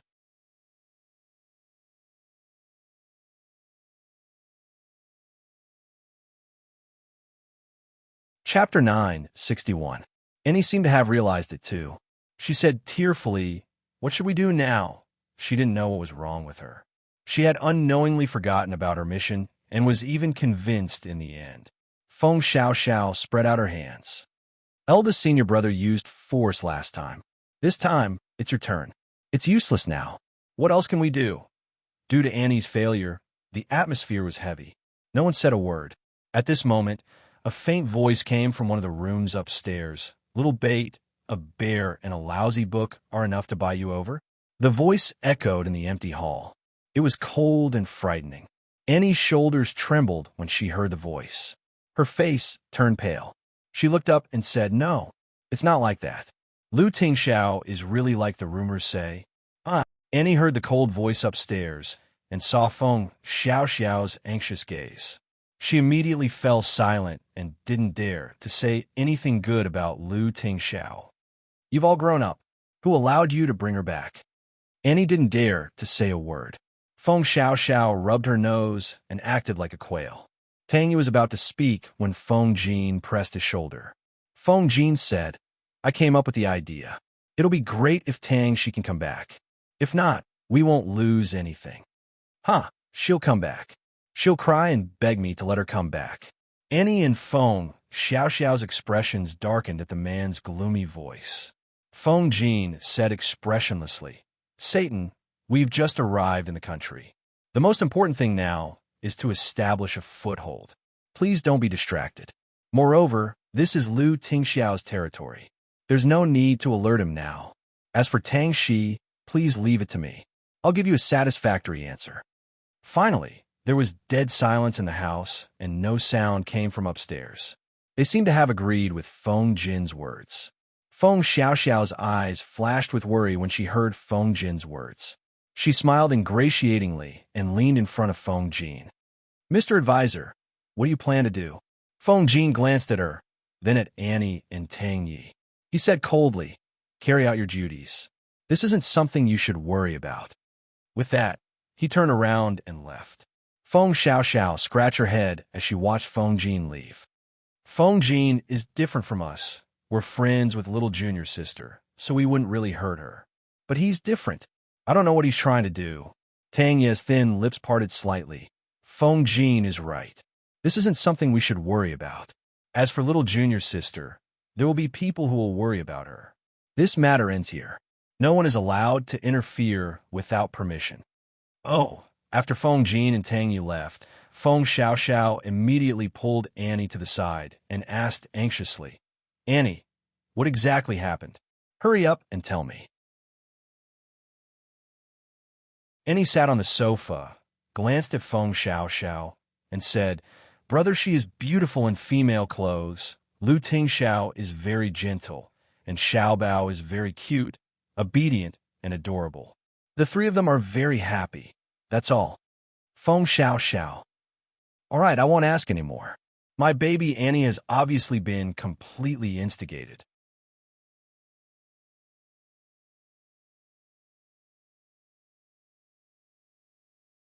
Chapter 962.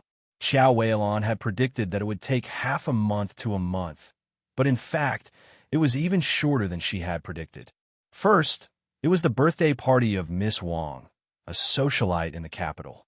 She had always had good taste in clothes and liked to try new personal fashion brands. At the birthday party that day, she wore a retro Chinese-style dress. The dress was like a flaming cloud, which made Miss Wang look bright and beautiful. That night, she outshone everyone else. As soon as the party ended, many ladies went to ask about the brand of her dress. After asking around, they found out that it was a gift from her friend in the fashion industry. It was designed by the mysterious designer ZX, the winner of this year's Golden Top Award. It was the latest design that hadn't been released yet. Even Xianxia loved it. Zhe Ling spread the news in the circle. Those who had been given it but didn't plan to wear it all wore it to show it off. A few days later, a lady in the circle had her dress spilled when she attended a banquet. She didn't have time to change it, and the dress that Xiao Weilon gave her was in the car. The lady loved international brands and didn't want to wear this kind of low-quality brand. She had no choice but to change into that dress. That night, after the lady changed into the peacock blue Xianxia, she won the praise of all the female guests. They all said that the design was exquisite, and it complemented her temperament as if it was tailor-made for her. Many middle-aged ladies of her age also came to ask about the brand of her dress and who made it. After that was the most recent and also the most sensational one. General Zhuang Zhongren, together with General Zhuang Liaoyuan and his granddaughter Zhuang Ke, received the national VIPs from various countries. It was broadcasted on the national news. On that day, General Zhuang's granddaughter, Zhuang Ke, wore a dress that was dignified and lively. Most importantly, this dress perfectly combined fashion with Hua Nation elements. It even received praise from international friends, who praised the charm of Hua Nation clothing on the spot. Without a sound, Zhe Ling became famous all of a sudden. From a socialite circle to the upper-class circle, she even received strong support from the state and a sum of money to support national brands. Although a few million was not a lot, the key was that Zhe Ling would have the opportunity to represent the country on more important occasions in the future. Oh my God, boss, we're famous. We're popular. Our phones are about to explode with calls. Orders. It's all orders. Han Momo was so excited that she jumped in front of Xiao Weilon and bowed seriously. Director Xiao, you are so awesome. I apologize for my previous doubts. It's really amazing. Xiao Weilon glanced at Ning Shi, who was busy looking at customer information.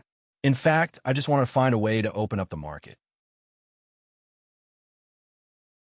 I didn't expect it to develop like this, especially Miss Zhuang. She thought that Ning Shi's friend was just an ordinary socialite. How could she have known that it was General Zhuang's daughter, Zhuang Ke? What surprised her even more was that she didn't expect Zhuang Ke to wear their clothes on such an occasion.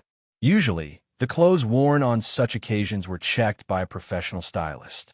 She couldn't wear whatever she wanted unless she had a very good relationship with the stylist. Only then could Zhuang Ke convince the stylist to wear such a set of clothes for the occasion. Of course, it was also because the quality and design of their clothes were absolutely up to standard and outstanding enough that the stylist would agree.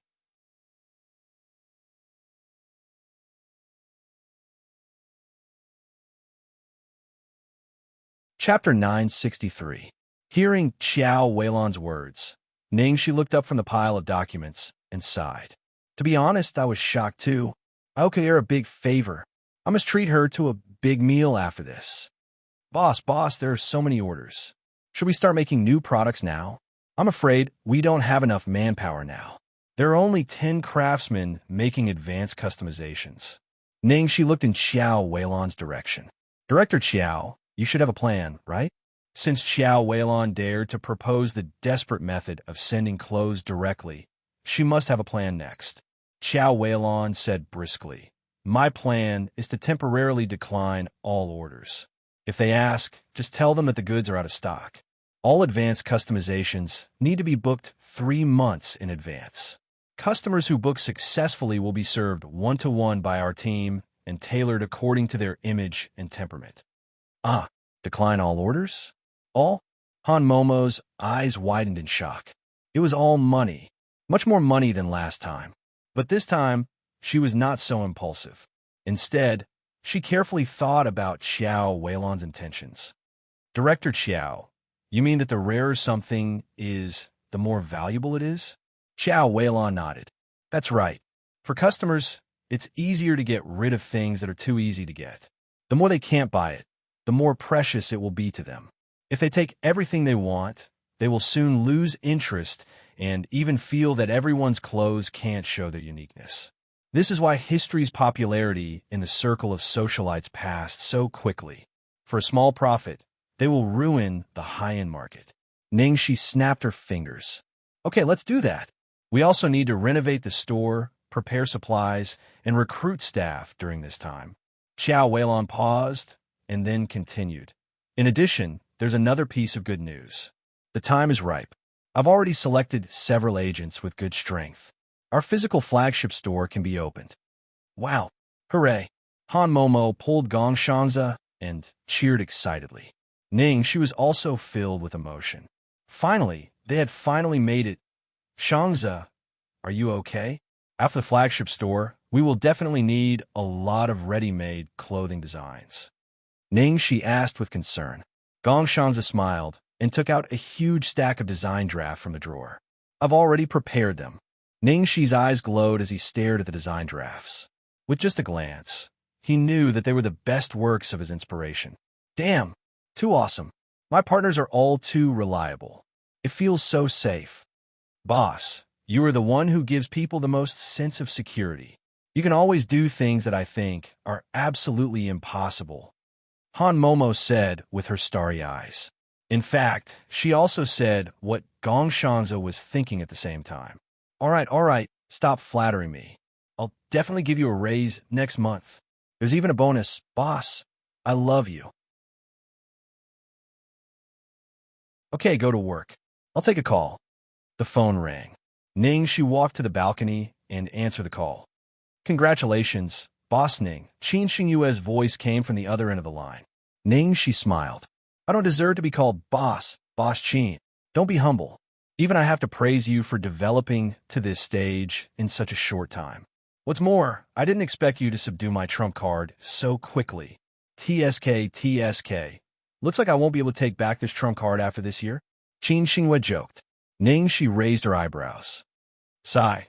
Maybe this is the charm of personality. You little girl. Xianxia chuckled, then said faintly, however, can you tell me who your mysterious designer, ZX, is now?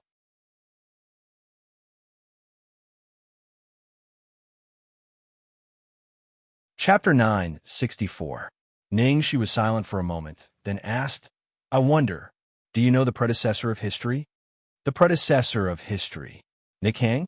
A personal brand with a lot of potential. I noticed it back then. Dai Wei's design was too clever. Nikhang was just missing an opportunity. After Ning Shuo invested in it, it really took off. Ningxi's expression was cold. ZX is the real founder of Nikhang. What? Xianxia sounded extremely surprised. She clearly didn't expect things to turn out this way. She finally understood where that strange feeling came from when she was comparing Zhe Ling and history. All her questions were answered. Therefore, her guess was right. Dai Wei was the real plagiarist. No, more accurately, he was the one who had stolen the book. Although this result was unexpected, it was completely reasonable. I see. That makes sense. But why didn't you say anything about this? Xianxia asked in confusion. She said nonchalantly, who would believe a weakling's words without evidence? But it doesn't matter anymore. One day, I'll clear the name of my designer in front of the world. At the balcony door, Gong Xianxia was looking for Ningxi. He was about to push the door open when he heard Ningxi say that.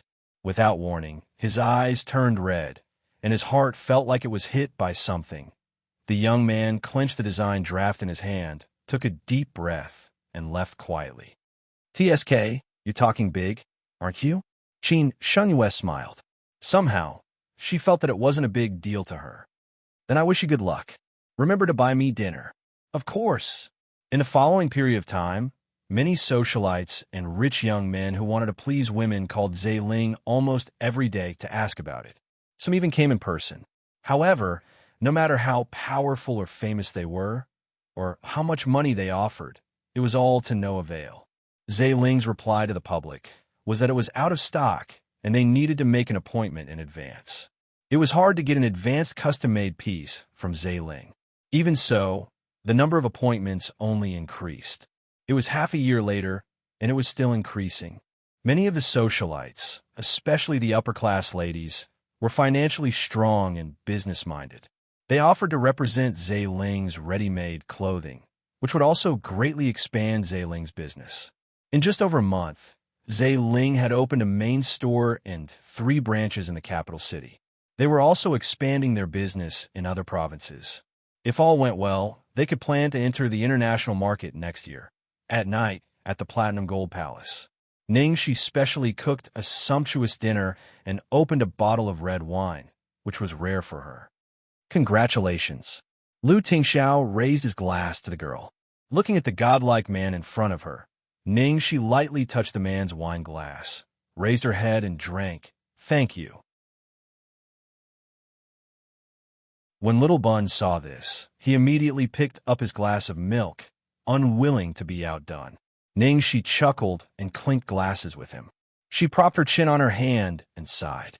Alas, it's so smooth. It's unreal. You've taken one step at a time to get to where you are now. You're well prepared, so there's no need to worry, Lu Tingxiao said. Looking at Lu Tingxiao, lecturing her like a life mentor, Xianxia held back her laughter and nodded seriously. Teacher Lu, you're the best.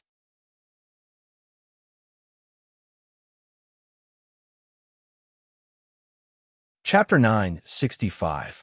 After dinner, Xianxia suddenly remembered something important and hurriedly looked at the little baby. Ah, by the way, Xiao Bao, there's something I need to trouble you with. Can you write a piece of calligraphy for Mama? Xiao Bao immediately nodded happily to be able to help Mama. In the study, Xianxia diligently prepared the ink and paper and then began to grind the ink. Because Xiao Bao couldn't reach the table, he was carried by Lu Tingxiao to a small stool. Xiao Bao tilted his head and asked Mama what to write. Xianxia thought for a moment and then said, "Help me write. Once the wind and rain turn into a dragon, the dragon roar of the 9 heavens startles the heavens and changes. The wind and clouds meet and roam the 4 seas." Xiao Bao nodded, then picked up the brush and began to write. During this period of time, Xiao Bao's training had not fallen behind. His physical fitness was getting better, and the strength of his brush was also more stable and powerful. His strokes were like a swimming dragon on the back of the paper, and the calligraphy was extremely penetrating. My baby is getting better and better. Just as Xianxia was praising it, Lu Tingxiao glanced at her. Is this a gift? Xianxia was surprised. Boss, how did you know? For who? Lu Tingxiao asked again. Well, for Xianxia, how about it? Isn't this sentence very suitable for him? Xianxia was feeling proud, but she didn't get an answer from Lu Tingxiao. She turned her head and saw that it was indeed someone who was jealous again. Jealous? Xianxia leaned her head over with her arms. Lu Tingxiao looked at her expressionlessly. What about me? Seeing Lu Tingxiao asking for a gift like a child, Xianxia was really hopelessly moved. She couldn't help leaning over and kissing the man's thin lips. Is this okay? The man's expression was barely satisfactory. Just as he was about to take the initiative, a piece of rice paper suddenly inserted between the two of them. Xiao Bao held up the rice paper with a serious face. There were a few big words written on the rice paper. Baby is angry. Lu Tingxiao, Xianxia couldn't stop laughing and hurriedly kissed Xiao Bao on the cheek as compensation. Sorry. Baby, don't be angry. Xiao Bao was satisfied. He picked up his personal seal and continued to work. Late at night, the moon was bright and the night was as cool as water. Xianxia drank some wine, so she stayed in the villa for the night. In the middle of the night, Lu Tingxiao lifted the quilt and got up. He gently pushed open Xi's room. As expected, there was no one inside. Xiao Bao was not there either. Just as he was feeling anxious, the man's moonlight shone through the window, and he saw a vague figure in the small garden.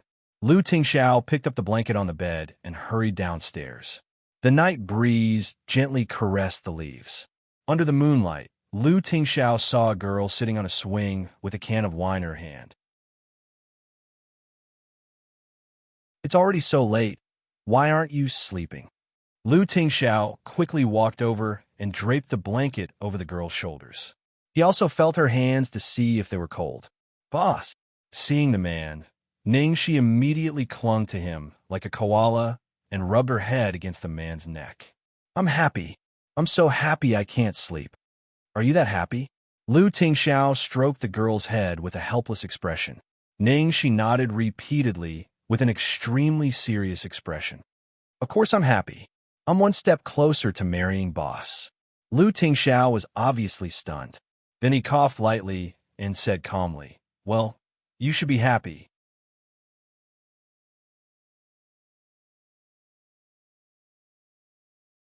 Chapter 966. However, even though he looked calm, the bright light in his eyes betrayed his good mood. "But no matter how happy you are, you have to sleep. It's time to go back." Lu Tingxiao took the wine bottle from the girl's hand. Xianxia opened her arms. "Hug me." Lu Tingxiao naturally agreed to such a request. Lu Tingxiao carefully put her on the bed, but Xianxia didn't let go. "Stay with me." Lu Tingxiao hesitated for a moment, but in the end, he agreed. Xianxia lay on the bed. After a while, she opened her eyes again and looked at the man lying beside her. "Mr. Boss, I'm drunk." Lu Tingxiao said yes. Xianxia lay on the man's chest and poked him with a finger. She asked curiously, "It's such a good opportunity. Why don't you take advantage of it?" Lu Tingxiao held the girl's moving hand and said expressionlessly, "You have to work tomorrow." Xianxia was puzzled. "Is there a connection between the two?" Lu Tingxiao said calmly, "If I take advantage of it, you won't be able to go to work tomorrow or the day after." He meant that she wouldn't be able to get out of bed for a few days. "Boss, you're so dirty." Xianxia immediately put on a look of accusation and then snorted to expose him. "Isn't it because you said before that you have a principle of not accepting premarital sex?" Lu Tingxiao said, "Did I say that?" She was speechless. The next day, after work, She went straight to the studio and gave the piece of calligraphy she had asked Xiaobao to write last night to Xianxia. "Thank you, boss." Xianxia was touched. He had mixed feelings when he saw the words, "When the wind and rain meet, it will turn into a dragon." "Ha, you're welcome. I can't write this. I asked someone to do it. It was written by a great master. Keep it well, and it will definitely rise in value in the future." She joked. Xianxia looked at it for a long time and hung it in the most conspicuous place. Seeing She coming, Xiao Weilan immediately hurried over in high heels to report to her, "Boss, in order to ensure the rights and interests of agents, the capital can only open 5 branches at most. At present, there are 3 branches, and now there are 2 places left. These are some suitable candidates I just picked out. Okay, let me have a look." She put down her bag and took the documents from Xiao Weilan's hands. Before he had time to read it, he saw another stack of documents on Xiao Weilan's desk. "Those are some of the partners who applied for agency," Xiao Weilan explained. She subconsciously picked up the file at the top and looked at the familiar name in surprise. "Lu Xinyan?" "Yes, she is the cousin of Lu Group's president Lu Tingxiao." "Boss, have you heard of her?" Xiao Weilan asked. "I've heard about it." She nodded and said, "Why? Does she not meet our requirements?" "Lu Tingxiao's cousin is qualified in terms of status. But, according to my investigation, Lu Xinyan loves to start her own business, but she has no business sense. Every time she does business, she loses everything. This is the most critical period for us. We must be careful in selecting agents. No matter how strong Lu Xinyan's background is, we can't let her play with our brand. It will affect our reputation and disrupt the market."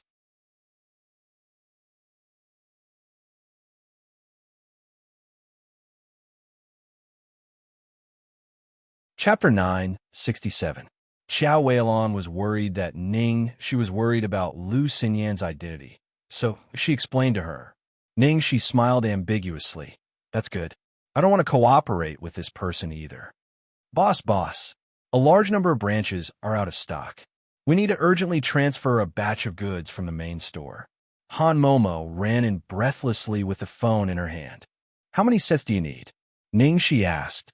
Han Momo handed over the form in her hand. A total of 52 sets. Compared with the otherworldly and retro beauty of Zhe Ling Haute Custom, the quality of Zhe Ling's ready-made clothes was also very sincere. They were strictly checked from design to material and strictly limited the number of pieces of the same type of clothes so that they wouldn't run out of stock. Therefore, the sales were very good. So many. Ningxi glanced at the form and found that most of the clothes were relatively expensive, which added up to a high value. Most of the employees were newly hired, so they couldn't just let others do the work. I see. I'm free now. I'll go to the main store to transfer the goods myself. Zhe Ling's main store was in the largest luxury shopping mall in the center of the capital. Not long ago, Ningxi asked Xianxia to go shopping. When they passed by the flagship store of history, she sighed with emotion. She didn't expect that today her store could be located in this expensive place. Ningxi called the main store in advance and told them that she was going to transfer the goods and asked them to prepare.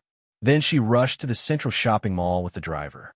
When she arrived at the shopping mall, Ningxi was walking to the main store. Unexpectedly, she met several acquaintances when she took the elevator.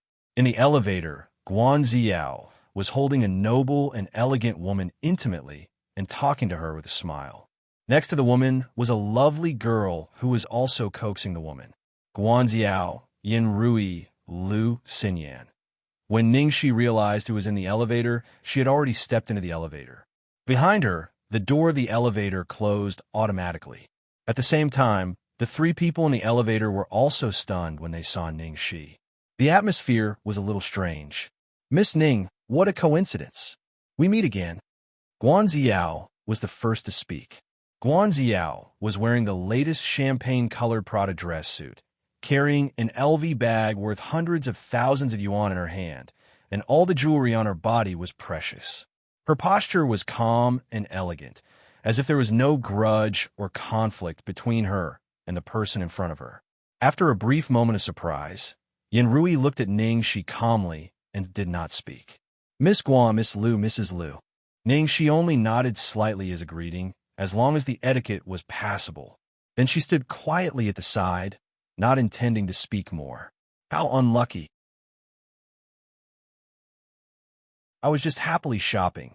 How did I end up running into this woman? Lu Xinyan held Yin Rui's arm with an unhappy expression. Lu's whisper. Ningxi looked subconsciously at her. Looking. Ning, she was surprised. Surprised. Ningxi's Yan. Yan's Lu Shi's.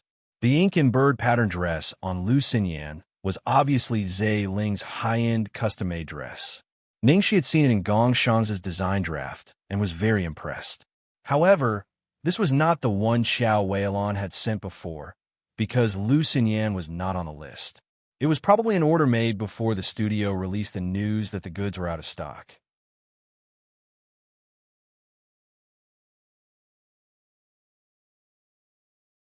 Chapter 968. Sensing Ningxi's gaze on her, Lu Xinyan looked a little smug.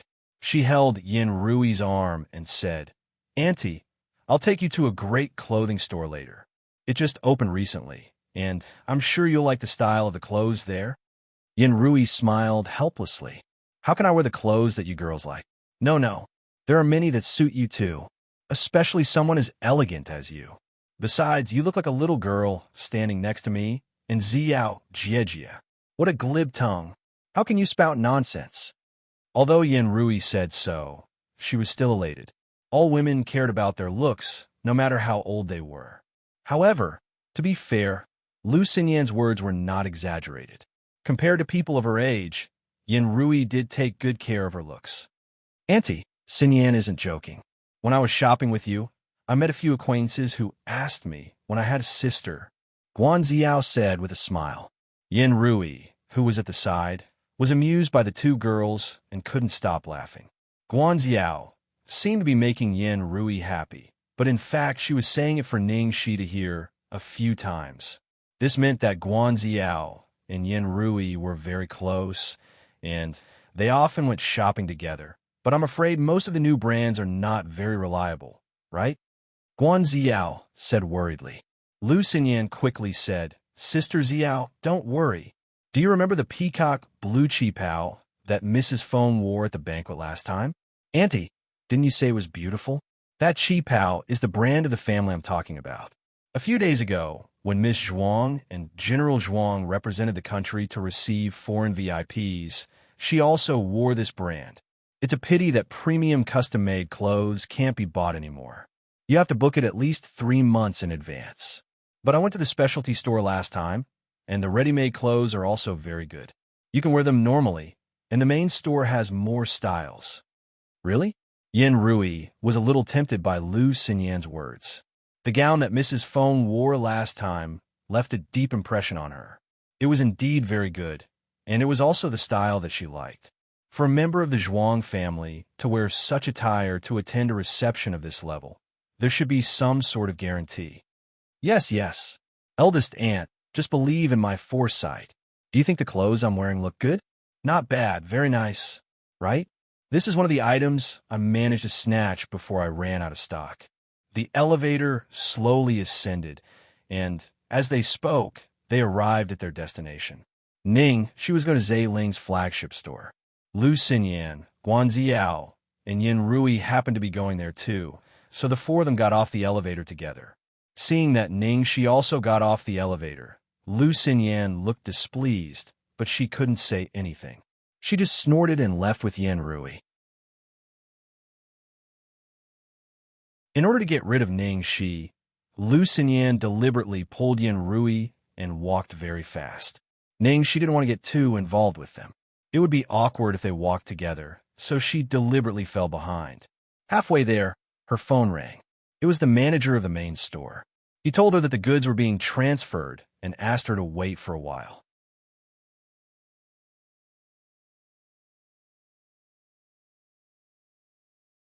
Chapter 969. At the same time, Lu Xinyan and the other two had arrived at the store. The decoration of Ziling's store was not as antique as that of history, because Ningxi had found that if it was purely retro, the style would inevitably be too heavy and dark. Therefore, the main color of Ziling's store was light plain, using aesthetic Chinese elements as well as simple modern decorative style, which looked very refreshing and elegant. In addition, the store also made great efforts in the rest area to provide a comfortable waiting place for men who came to shop with their girlfriends and wives. There was also a small area in the other corner specially set up as a children's play area, which was very user-friendly. After Yin Rui came in, she glanced around and saw several children playing with building blocks in the children's area in the corner. Her eyes suddenly softened, and she had a good first impression of this store. She could see that the boss was also a considerate and gentle person. Generally, stores would not waste space on this. Miss Lu, you are here. Seeing the guests coming in, the shop assistant immediately greeted them and specially made the best tea for them. Lu Xinyan had been here last time and bought a lot of clothes. Besides, she was wearing a rare haute couture of Ziling, so the shop assistant had a deep impression of her. There were two people beside her, one in his 20s and the other a little older. They all had extraordinary temperaments, especially the older one, who must have a distinguished identity. The shop assistant naturally did not dare to neglect them, and was more careful and attentive. Is the manager not here? Lu Xinyan looked around and asked. The manager is sorting goods in the warehouse. Miss Lu, what can I do for you? The shop assistant asked enthusiastically. Do you have these styles in your store? Lu Xinyan turned on her mobile phone, clicked open the album, and showed the clothes in it to the shop assistant. The shop assistant took a look and then hurriedly said, Yes, these styles are selling very well. At present, other branches have run out of stock, and only the main store has them. However, 2 of them just arrived in the warehouse today, and we haven't had time to hang them up yet. We plan to put new ones in tomorrow. If you need them, Miss Lu, I will go to the warehouse to get them for you. Okay, hurry up. Lu Xinyan was very happy to know that the main store had stock. Okay, please have some tea and take a rest. the shop assistant said, and went to the warehouse to transfer the goods. Shortly after the clerk left, she pushed the door open and walked in. The store manager and one of the shop assistants had gone to the warehouse, and the other was busy entertaining other customers, so they didn't notice Ningxi's arrival. Lu Xinyan, who was showing Yin Rui clothes, saw Ningxi coming in. Seeing that she not only followed them to the same floor, but also entered this shop, Lu Xinyan, who had been holding back her anger, finally couldn't stand it anymore. What's wrong with her? Lingering like a ghost. He even followed her into the store. Even if he wanted to curry favor with them, there was no need to do this. Don't you know how annoying you are? Lu Xinyan's voice was loud enough for Ningxi to hear. Guan Xiao tugged at Lu Xinyan. Xiao, I'm just here to look at the clothes. What clothes? She clearly heard our conversation in the elevator just now. So, she deliberately followed us, okay? Do you think I'm a fool? Lu Xinyan tugged at Yin Rui angrily. Aunt, don't bother with such a person. Yin Rui frowned slightly. Although she didn't say anything, she couldn't help but feel uncomfortable that the other party was using such a method to get close to her. You're tuning in to the Eternal Immortal Ballad YouTube channel. Don't forget to subscribe and join us on this journey to catch the most captivating stories.